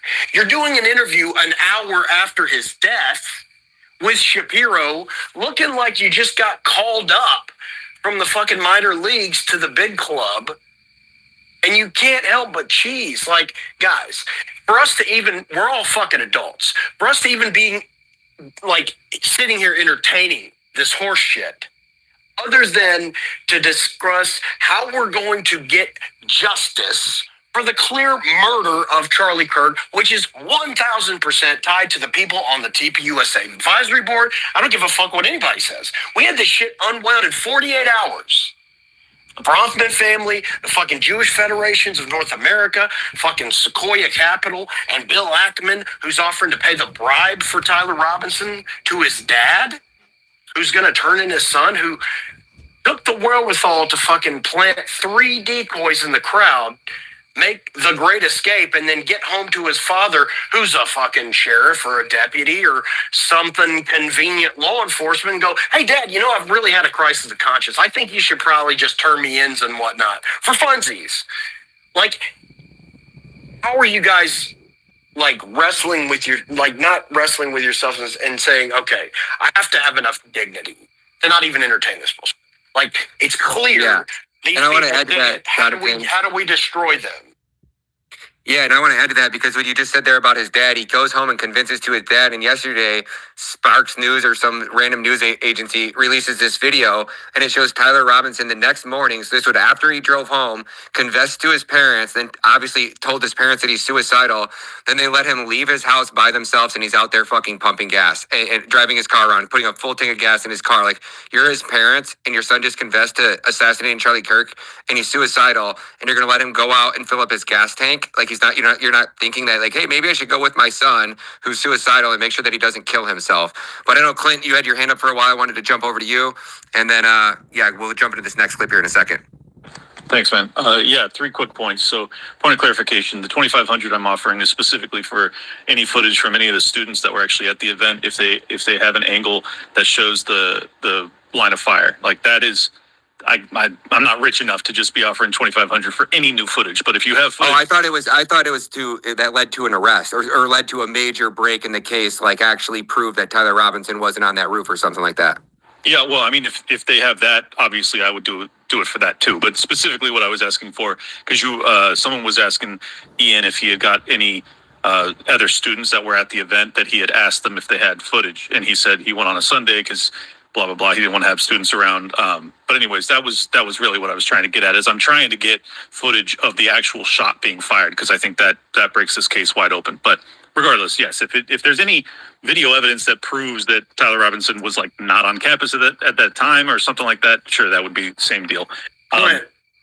Look down in the purple pill, buddy. I'll grab it for you and toss it in the nest so you can see it real quick, and then I'll remove it from the nest so it doesn't get clogged. But yeah, we got camera angles for you that shows the line of fire, buddy. I'll grab that. Well, yeah. I mean, I'm. There's been thoughts about it, but I'm not sure. Anyways, the second point that I wanted to make, someone was kind of critiquing the topics that we cover and following trending topics. I just wanted to say, my tactic. And I would recommend it to people if you want to get, more mainstream viewership, but, kind of slowly red pill people. My episode today was about Theo Vaughn. That's the open, is like Theo Vaughn saying, you hear that, Israel, I'm not suicidal. But then I pivot into a breakdown of Project Esther and Netanyahu's, speech to those influencers, and I kind of paint this entire picture. So I would just encourage people, even though yes, the game sucks going after trending topics, I use that to get them to what matters, which is Project Esther and these other things. So just a tactical advice for you guys. And then lastly, I don't know how to put this without upsetting people, but I'll just say it. I think it would be a mistake to make overt allegations against Charlie Kirk's wife if you don't know them factually. And the reason I say this is that, Candace Owens has said, and she was obviously good friends with Charlie, she has said, I'm not going to stop unless Erika Kirk tells me to. So that tells me that she has some level of trust in Erika. And her background may be very strange, and maybe there was child trafficking that was going on in the operation and all that shit. I don't know. I'm just saying, until you guys have proof, be very cautious about saying that stuff definitively. I think if it's wrong, she is a widow who just lost her husband in an absolutely gruesome fashion, and it will, tarnish the entire independent investigation of this stuff. So I just wanted to caution you guys. And if you get anything that's smoking gun, well, yeah, put it out, obviously. So that's my thoughts. Thanks, brother. God bless you, man. Yep. Let's go to Tyler. Jump on in here, homie. Hey, I just wanted to share that I have identified the palm gun guy. His name is Rick Cutler. Do I have permission to put the photo in the jumbo for a minute? Is that okay? Sure, do what you want, homie. Okay, I'm doing it right now. Okay, so I want to read a bit of a bio here. So Rick Cutler, the balding. Hey, let me ask you this first before. So how do you know that that's the guy? Well, look at the tattoos. I put it in the jumbo. Look at the tattoos; they match. So I mean, that's kind of like a fingerprint sort of like identification. Awesome. Cool. All right, I was just checking. Right. Yeah. Good question. So Rick Cutler. He's the balding former police officer and security specialist. I wrote this down, so I got all the info here. Security specialist. He's identified in the bystander footage as the individual with the brown plaid shirt and gold aviator sunglasses, who he positioned himself mere feet from Charlie Kirk during the fatal Turning Point USA event at Utah Valley University on September 10, 2025. He embodies a trajectory laced with Israeli affiliations that position him as a potential operative in what many independent analysts view as a Mossad-influenced inside operation to neutralize a vocal critic of Zionist influence in American conservatism. After retiring from the Irving Police Department in Texas in 2019, following nearly 3 decades of service focused on narcotics, investigations, and tactical operations. Hold on, because I'm sharing a space. This is a recorded space. I'm sitting here looking at it, and I'm look at the bend of his elbow, how dark that bend is. Okay. And then the bend of his elbow right there. I'm not seeing evidence of darkness. I don't know why I'm not saying it's not him or it is him. I'm saying this particular photo doesn't convince me that it is. And even Mike convinced me that it ain't. That look at the bend of his elbow, like where it bends, how dark that, like it's like purpley. I can't zoom in any further. I'm trying. And then look at the bend of his elbow right there. It looks like it might could start like as it fades out, but I don't know, bro. So just so you know, this is a stream. This is a recorded space. I'm streaming from, I'm streaming on YouTube a recorded space from X.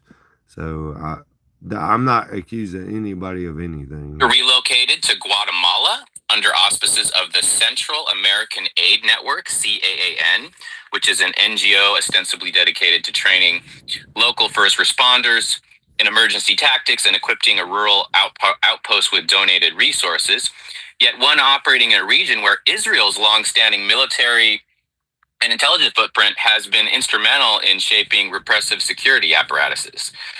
Israel's engagement with Guatemala dates back to the 1970s when Tel Aviv became a primary arms supplier and counterinsurgency advisor to the Guatemalan regime during its scorched earth campaign against indigenous Maya communities, providing Galil assault rifles, surveillance drones, and training manuals that facilitated the genocide of 200,000 civilians between 1981 and 1983. A partnership that extended into the 1980s with Israeli firms like the International Military and Technical Services, embedding advisors in Guatemalan Special Forces units, often under the cover of humanitarian or developmental aid to evade U.S. congressional scrutiny on human rights abuses.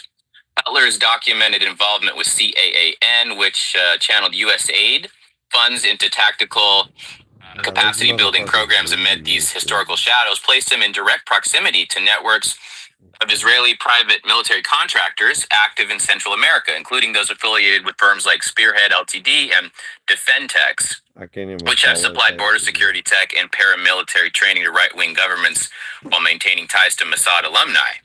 Connections that independent investigations have linked to broader U.S.-Israeli intelligence sharing pacts in the region.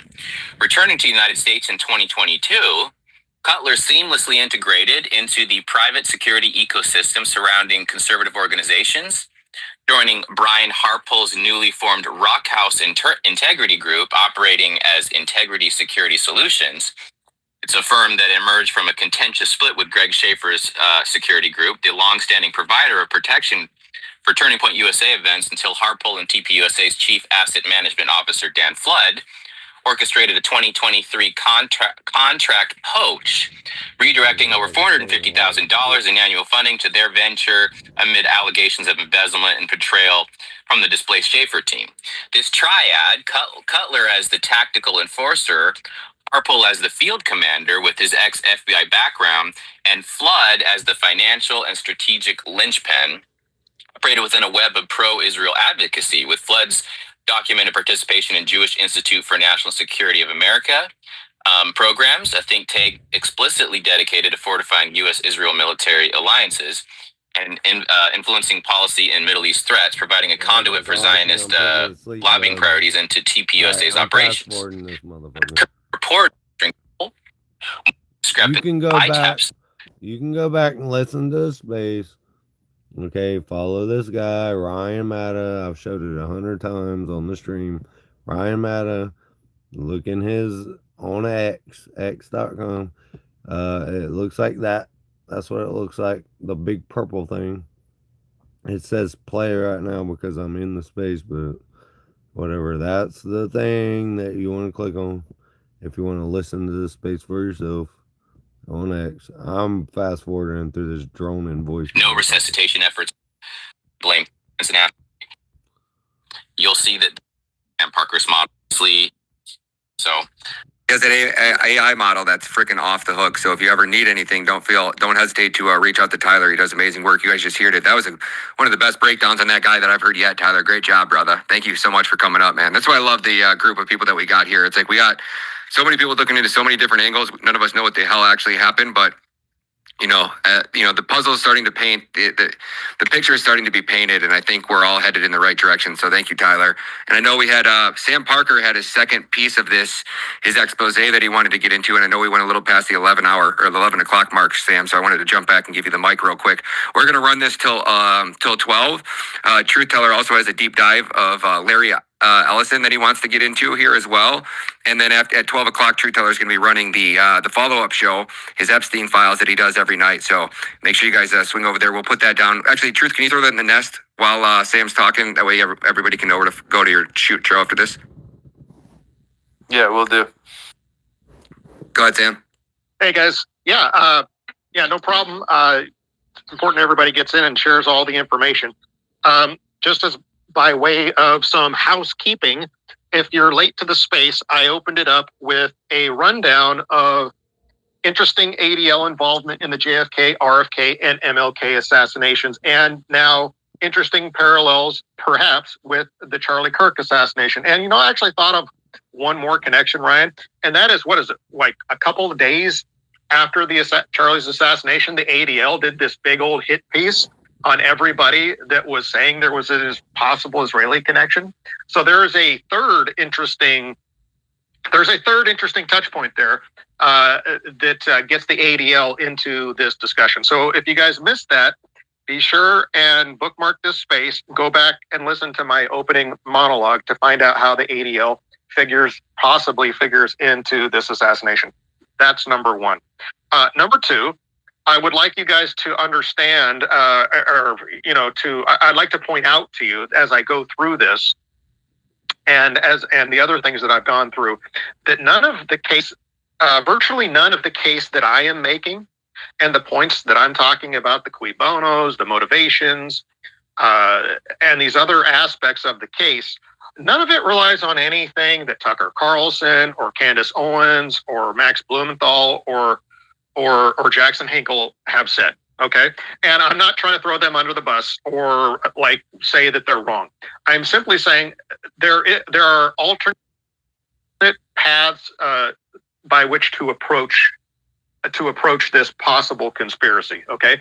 And that there are reasons for suspecting Israel and tying them to this assassination, perhaps, that you can make. You can make that case without relying on anything those people are putting out. Okay, so that's what I want you. That's another thing I want you to understand. That's number two. Number three, if there is a conspiracy here and a cover-up, then we should absolutely expect the zone to be flooded with all manner of bullshit. Several competing conspiracy theories, lots of disinformation and misinformation. And we should expect boosting of false conspiracy claims. We should expect bad actors to be injecting bad information. We should be expecting all of that. So you have to be discriminating. You have to run things down, do your own research, but be aware that there are going to be false actors that are going to inject themselves and sow bullshit. There's going to be good-meaning people with the wrong information that are going to be boosted. Okay, we should expect that. We should expect that to happen, and I think it is happening. I think we see that is happening. Number four, I don't know, Ryan, if you've covered this in one of your spaces. The analysis by Chris Martenson, I think, is first rate, and I would encourage everybody to go take a look at it. I'm not saying I believe it or endorse it, but I think it is very compelling and very interesting, and so I think people should go look at the Chris Martenson analysis of the fatal gunshot, perhaps. Okay, with all that out of the way, was that the guy that went on Redacted as well? I don't know. No, I think that's somebody else, because the Redacted says it was like from behind or something. That guy today. No, not that. That's that Jew. What's his name? Goldman. The crowdsourced. Yeah, there it is. The Jew. So, yeah. But anyway, my point is, go check out Chris Martenson. Go check out his analysis. It is very, very compelling. It's very interesting. And I think it does help perhaps dispel some of the disinformation and misinformation out there. He's the one who's showing the cavitation, or how do you say that? The cavitation. The cavitation yeah. shockwave and expansion of Charlie's neck and chest. Yep, he did. very He went on suggestive. Redacted and did a really, really good breakdown of that as well. Yeah. I saw that. And I will say, I spoke. Here's what's interesting. I'll indulge me this little sidebar, but I had many friends at the assassination because I'm from Utah and know a lot of people there. One of them was sitting directly to Charlie's right in the front of the second row of those bleachers. Okay, and she told me when I talked to her, I asked her, "Hey, what did you hear? Like, how did you respond? Like, what was your first reaction?" And she said, "Well." She said it was weird. It sounded like the shot came from in front of Charlie. And I said, do you mean like in front of him, like directly in front of him, like in the crowd, or in front of him as in directionally in front of him, but far away where they said Tyler Robinson allegedly was? And she's like, no, like not where Tyler Robinson was. She's like, but not down in the crowd either. It was like it was in front of him, but maybe like above him or something. And she was kind of confused, and I was confused, but that was what she said. She said it was in front of Charlie, but not in front of him in the crowd, kind of above. And I didn't know what to make. Was she the brunette? Was she the brunette in the white shirt on the rail, Sam? She did have a white shirt, but I don't know if you'd call her a brunette or a blonde, but she is in some of the footage. And her friend was actually, one of the friends she was with was interviewed by television stations and many people. But my point is like, I didn't know what to make of that. I was confused by it. And then I watched Chris Martinson's analysis where he places the shooter on the other building to the side. And if you draw an arrow between that location and where she was, that line of sound would go right in front of Charlie above the crowd. And I'm like, holy shit. Okay. So it made sense of what she told me. Anyway. Hey, and did you see, so Ian, I don't know, you weren't in the last space that Ian was in. I think this was the one you missed. Mm-hmm. Ian went to that university and he was specifically talking about that roof. And he's like, that roof, because of how the campus is all structured, I don't know, maybe if somebody was up there in like an all white shirt or whatever, an all white uniform, he goes, it basically said that it would be impossible for somebody to be on that roof and not be seen because everybody that's walking up to the event or anybody that was on any of those bleachers, they have a clear line of sight that the building roof is like wide open. So just kind of throw that out there. Yeah. So so very interesting. I don't know. Go check it out. Go watch this video. Okay. With all that, I put up in the nest again. So it's the latest thing in the nest, I think. This is a thread about the FBI agent in charge, the special agent in charge, Robert Bowles, the newly installed head of the Salt Lake field office. Okay.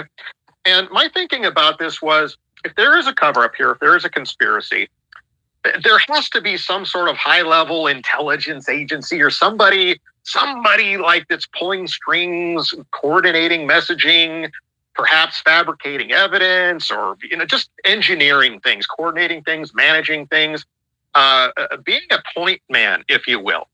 So again, heavy disclaimers. I am not making any definitive accusations with this. This is a gadonk, and this is a thought experiment. This is what if, and I'm going to present you some information that is interesting and compelling, but do your own research, draw your own conclusions, and remember, I am not making definitive accusations. What I am doing is trying to make a plausible case for keeping your mind open and defending the idea that there could be a cover-up and conspiracy here, and that alone is enough. At just 3 weeks in, that alone is enough to keep an open mind. Because 3 weeks after JFK or RFK or MLK, you would have had no chance to solve those murders after 3 weeks, none. So much of the information that has helped us begin to solve those murders took decades, years to come out, okay? Years of understanding, years of document leaks and disclosures and witnesses and stuff. So I think it's folly to assert definitively one way or the other that there was a conspiracy or there wasn't, or the conventional narrative they're giving us is absolutely correct and let's move on. We're way too early. But so what I'm trying to do is give you fuel and reason, plausible reasoning and fuel to keep your mind open and to keep digging. So with all those disclaimers in mind, here we go. So and by the way, please bookmark this and retweet it and give it a reply of some kind, even if you haven't read it yet, so that you can come back to it later. But like, if you interact with it now, it'll help boost it in the algorithm. So retweets, quote tweets, bookmarks, replies, all of that stuff would be very helpful to get this out there. Okay. So please take a moment, everybody, and do that. All right. So point man. So Robert Bowles, we all know that he was installed as head of the FBI field office in August, just a few weeks before the assassination. So, like, that would be perhaps the point man that you would need, because right, you need a point man to manage the evidence, media, law enforcement, the intelligence community, possible foreign actors, right? Like, that's another angle here. Like, you need somebody to manage this, perhaps. Well, I did a search for Robert Bowles on the internet, and on one of my go-to personal, like, spying on people, internet search engines, I found a Robert Bowles who just so happens to have moved into a place called Saratoga Springs just this summer. Sometime between March and June of this year, he moved into Saratoga Springs. Now, Saratoga Springs, if you look in the tweet, it is literally straight down the street from the NSA spy facility and directly across the freeway in the lake from UVU. So in terms of proximity, he's ideally situated to be able to coordinate this operation. Okay. Very interesting. If this is the same Robert Bowles. Now, if you look at his address history, he's lived in Northern Virginia. He used to be in DC. He used to work in DC for years. Okay. So his address in Fairfax and Aldie, Virginia, those are exactly where you'd want to be if you're working in Washington, DC. Interestingly, this Robert Bowles listed on the internet also lived in Utah County several years ago, from 2010 to 2016. Could be suggestive, could be very interesting. Okay.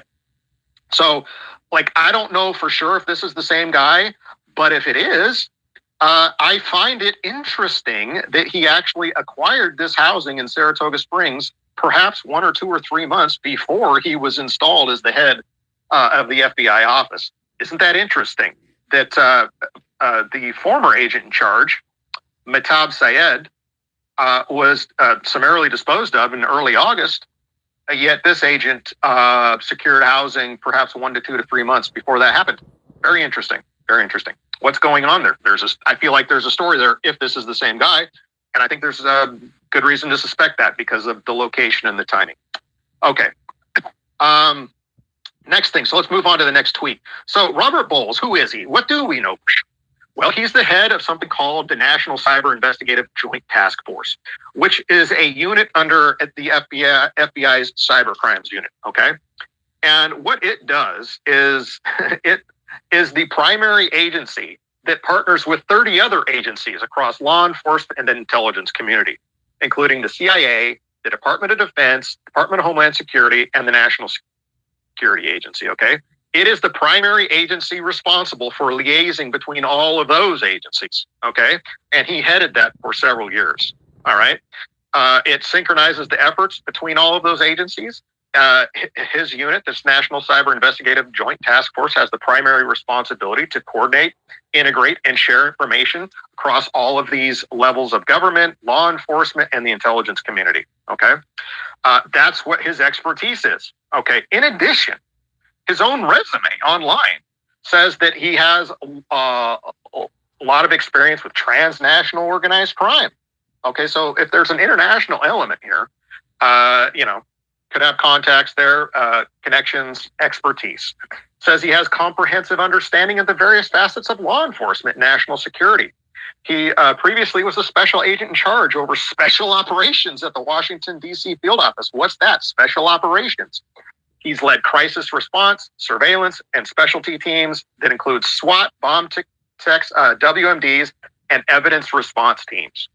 This guy literally has the connections, the expertise, the knowledge, the skill set, that, like, exactly what you would need if you're coordinating some kind of cover-up. Now, again, I'm not making an accusation. I'm just saying this, if you needed a point man in charge, this is exactly the kind of guy, this is exactly what he would look like. All of these connections, all of this experience, okay? And they've just dispatched him from special operations in Washington, D.C., like on the fly almost practically. Kind of weird. Again, do your own research, not making accusations, but interesting stuff, generating questions. Now, let's move on to Matta Syed, the former special agent in charge. And let's just do a review. Who was she? Well, according to her superiors and other coworkers, she was, quote, legendary. She was, quote, absolutely the best. Stellar record. She was promoted to that position in February after the Trump administration and Kash Patel had already been sworn in. Like they already put her in. This is the person they wanted in at the Salt Lake field office back in February. But then, like all of a sudden, mysteriously in early August, she was offered a demotion to Huntsville, Alabama. She was offered a demotion. She could either take this demotion to this lesser office and lesser position, and she chose for early retirement instead.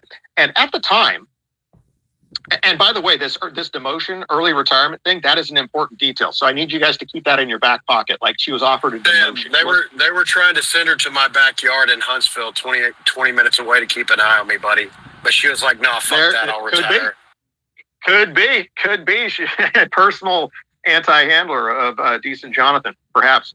But keep that in your back pocket. She was not fired. She was offered a demotion. And that's going to be important when we get to the next detail. Now, at the time, when this happened, it was reported in MSNBC that the Bureau was firing a bunch of people, and it was disproportionately hurting women and people of color. And she was like the prominent example in this article, okay, for making the case that, the FBI is firing all these people and it's women and people of color. Of course, she wasn't fired, so that's misleading. And it wasn't because, we don't know what it was for, because we don't know. It hasn't been said. So now the narrative, whether it was intentional or not, a misdirection and a plausible narrative behind her replacement has been injected into the media, right? That perhaps she was fired for being a woman or being a person of color or some sort of discrimination against Muslims, perhaps. Something, we don't know what, but this is the narrative that was injected into the media on August 5th. Okay, now let's move on. Charlie's assassinated. The same day Charlie was assassinated, just hours later, The Guardian dropped another article addressing the mass firings of all of these FBI agents in early August. Okay, but here's some interesting details. This article doesn't mention Matta Syed at all. Doesn't mention her at all. Doesn't even bring her up. But what it does bring up is that several of these FBI agents that were fired in early August were fired without cause, meaning that Kash Patel acknowledged that the FBI would be sued for firing these agents and that these FBI agents would win. Like the FBI would lose these cases, but they were willing to fire them anyway, okay? And Kash said that he was forced to make these changes, and if he didn't, that he was going to lose his job. So, like, he was threatened that he would lose his job if he didn't fire these other FBI agents. Firings that he admitted they'd be sued over and lose. Like, that these FBI agents would win in court. Okay, well, it turns out that the order to him to do this came from Stephen Miller, the Jew inside the White House, the White House aide Stephen Miller, who doesn't have any direct jurisdiction, as far as I'm aware, over the Department of Justice or the FBI. Why is this Jew inside the White House, why is he ordering all these mass firings? Now, the cover story is that these agents that were fired basically investigated Donald Trump or were personally against Donald Trump or whatever. But they knew that it wouldn't stand up in court and that they would lose. So here's what I find interesting. They weren't afraid to fire agents without cause and lose in court over it. Why didn't they just fire Matta Syed at the same time? They demoted her at the same time. Why didn't they just fire her too? Maybe, I'm just asking questions, but maybe they didn't want to fire her because they didn't want her case going to court. Maybe they didn't want that level of scrutiny on her case. Maybe they wanted her case to quietly go away. No court, no case, no discovery, no scrutiny, no spotlight, right? So, they're firing all these other people and they're not afraid to take the L on firing these guys. Why not just fire her too? No, they offered her a demotion and she chose early retirement. So now no court case, no spotlight. I find that very interesting. Now, the man who wrote this article is Jewish. Okay, he's Jewish. And curiously, he did not mention anything, like I said, about Matta Syed. Why not? Did he not want us to connect Matta back to Stephen Miller? Was Miller behind her removal too? We don't know. But it's very suggestive. But it could be some kind of obfuscation. So let's put this all together. A cover-up or of a conspiracy would require some kind of intelligence agency participation to some degree. A cover-up conspiracy would probably require a point man in charge with the proximity, the tools, the connections, and the expertise to pull it all off. This point man would need to be installed in a way to not draw obvious controversy or attention at the time the change is made. And the installation of this point man might need to have some element of plausible deniability or alternate explanation. In other words, you would need a point man who looks a lot like Robert Bowles. Okay. Now, again, I'm not making an accusation. I'm simply offering it as a thought experiment. If there is a point man, it could be somebody else that we don't know about, but it conceivably would look a lot like Robert Bowles. Okay. So here's some questions that remain. Is the Robert Bowles who moved to Saratoga Springs, Utah in between March and June of this year the same Robert Bowles who works for the FBI? So if you guys do internet sleuths, you people who are looking into this, that would be something that would be helpful to know. Is it the same guy? Is it the same guy? If it is the same guy, why did he secure housing in Utah several weeks or a few months before he officially replaced Matta Syed? That goes down to timing. If there is a conspiracy here, like how long? This gives us a timeline. When did the conspiracy? When might have the conspiracy happened? I'm being very conspiratorial, but there's an issue of timing there. It's very odd that he's getting housing before the move is made. Now the order to swap out Syed, did it come from Stephen Miller, as is tantalizingly suggestive from this article? The order came from Stephen Miller to clean house at the FBI and fire all these agents. Did he also issue the order to have her demoted? Why wasn't Syed fired like the other agents were? Again, they didn't fear these lawsuits that they knew that they would lose. So why didn't they fire her?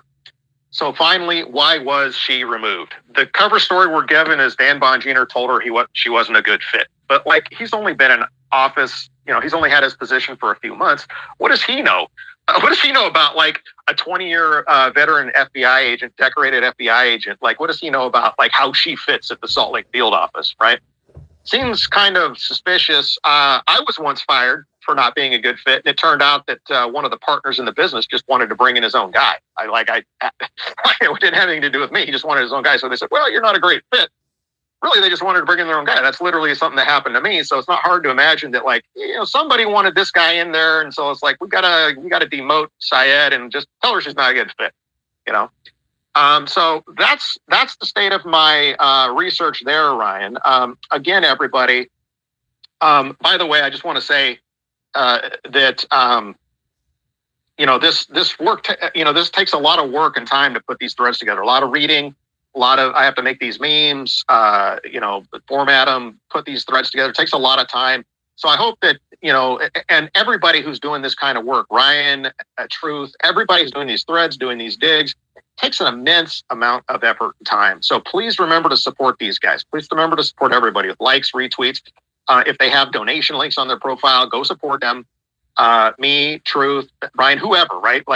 Everybody that's working on this could use your help. So Tyler as well. Just remember that. I just want to put that plug in there, Ryan, for everybody to support people in this endeavor, however you can, whether it's with likes and retweets or monetarily or whatever. And finally, you're not crazy for seeing parallels between this assassination and other infamous assassinations of the past. At the end of the thread, I relink the deadly parallels. And again, one of the things I think we can add to these deadly parallels is mysterious ADL involvement. So with that, I'll take questions or just pass the mic back to whoever else. But that's the Robert Bowles story. Possible point man, maybe, maybe not. Do your own research, make your own decisions. And I had Destiny up here as a speaker as well, and we got about 15 minutes, so I'm going to let Destiny jump in here, and then we can go to hands and throw some questions around for a few more minutes, and then Truth's going to fire his space right up after. So if you guys didn't get a chance to speak in this space, jump right over in the Truth Teller space, and they're going to pick right up where we left off. So go ahead, Destiny. Yeah, no, I'll just jump in with some details about, Erika's family, like a lot of people have already touched on, is really interesting. It's really complex, and I was having a hard time figuring out who the person was that was labeled on all of the companies, whether it was AZ Tech or eForce or Intellimet, which is honestly, the mother's got probably more than 10 different companies over the years have gone through her name that she's founded. The most notable ones, of course, are AZ Tech and the E3 Tech, which is essentially the same thing rebranded. But she's also got Eurotech International, which does contracting with DHS. And so does Intellimet. Intellimet is probably the most geared towards intelligence. It's got the longest history with the Department of Homeland Security, the CIA, and they also work with the United States Assistance for Israel. So that's notable. The General Electric history for her mother goes back for a 16-year long work history, which is extensive. It doesn't say what like level she got to, but I would imagine after 16 years, you're pretty good in there. The guy that's on all the patents with them, other than her ex-husband, which is strange. They were married in Ohio, then they were divorced, and yet after the divorce, they maintained 2 companies together. And then she moved to Arizona first, and then he did. So between them, they have, of course, the daughter Erika, but Lori remarried. You won't find any like articles about it, but you can find the guy that she's married to and the fact that they share a house and they have a son together, right? So Erika's got a brother. Now, Erika's aunt is from Utah, Salt Lake City, Utah, which is really interesting just because of the location where, naturally, of course, where Charlie died. But there's nothing really interesting that I could find on the aunt. She keeps a really low profile, but the mother in her work, it's beyond extensive. And then the boyfriend, or no, the new husband, I guess, Lawrence Guinta is his name. Her name new now is Guinta as well, which they just opened a company just this April together, her and the new husband. But Lawrence Guinta, he goes all the way back with the exact same housing history. So that's what's really weird about this is Kent and Lori like seem to pretty much stay together except for when she moves to Arizona, and then there's like a lag, and then he follows a couple of years later, not the same house. But throughout all the locations, either Ohio, Colorado, which was after 2010, and then before that was Arizona and Surprise and in Scottsdale, all the 3 of them, it's like a weird thing. It's, the husband and the ex-husband and the wife, and they all work at each other's companies through 3 different states over the course of a decade, right? It's very strange. Even though you don't see Erika talking about her stepdad, it's very clear they've been together for all of her life, is what it looks like. Pretty much, since she was a small child when the divorce happened to onwards. Yet she never talks about this man. But when you look into his background, he worked like 5 years for Boeing, or something like that. And he worked for the United States government and with contracts with the DOE. He does work with the International Atomic and Energy Association. He works pretty much on grounding military bases and infrastructure for EMP events. And he works on like electromagnetic pulse technology. He even wrote a book on it. That's like one of the manuals that the military uses for this kind of stuff. And so it's very interesting to see how deep it goes, but it's pretty deep. And of course, there's a lot of businesses and properties that this guy owns in Maricopa County, which of course with the elections and everything would be interesting to cross-check all those with any of those issues they were having with the voting and the people involved.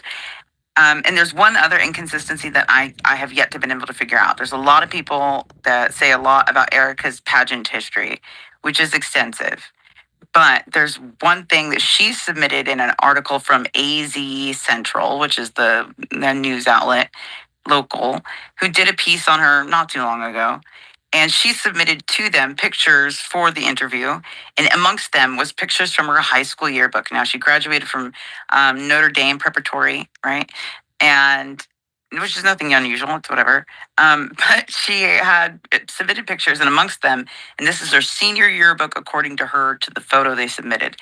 And you see the date in there, you see her picture, but there's a picture, I know what it is, it's called like a memory dedication page, where your parents put together like pictures of you, and they give you a little message in the back. Alright, I'm about to pass out. Again, this is a recorded space. You can go listen to it for yourself. This is the host of the space. I gotta shut this stream down. I'm about to pass out. I appreciate y'all hanging out with me. I hope y'all have a good night.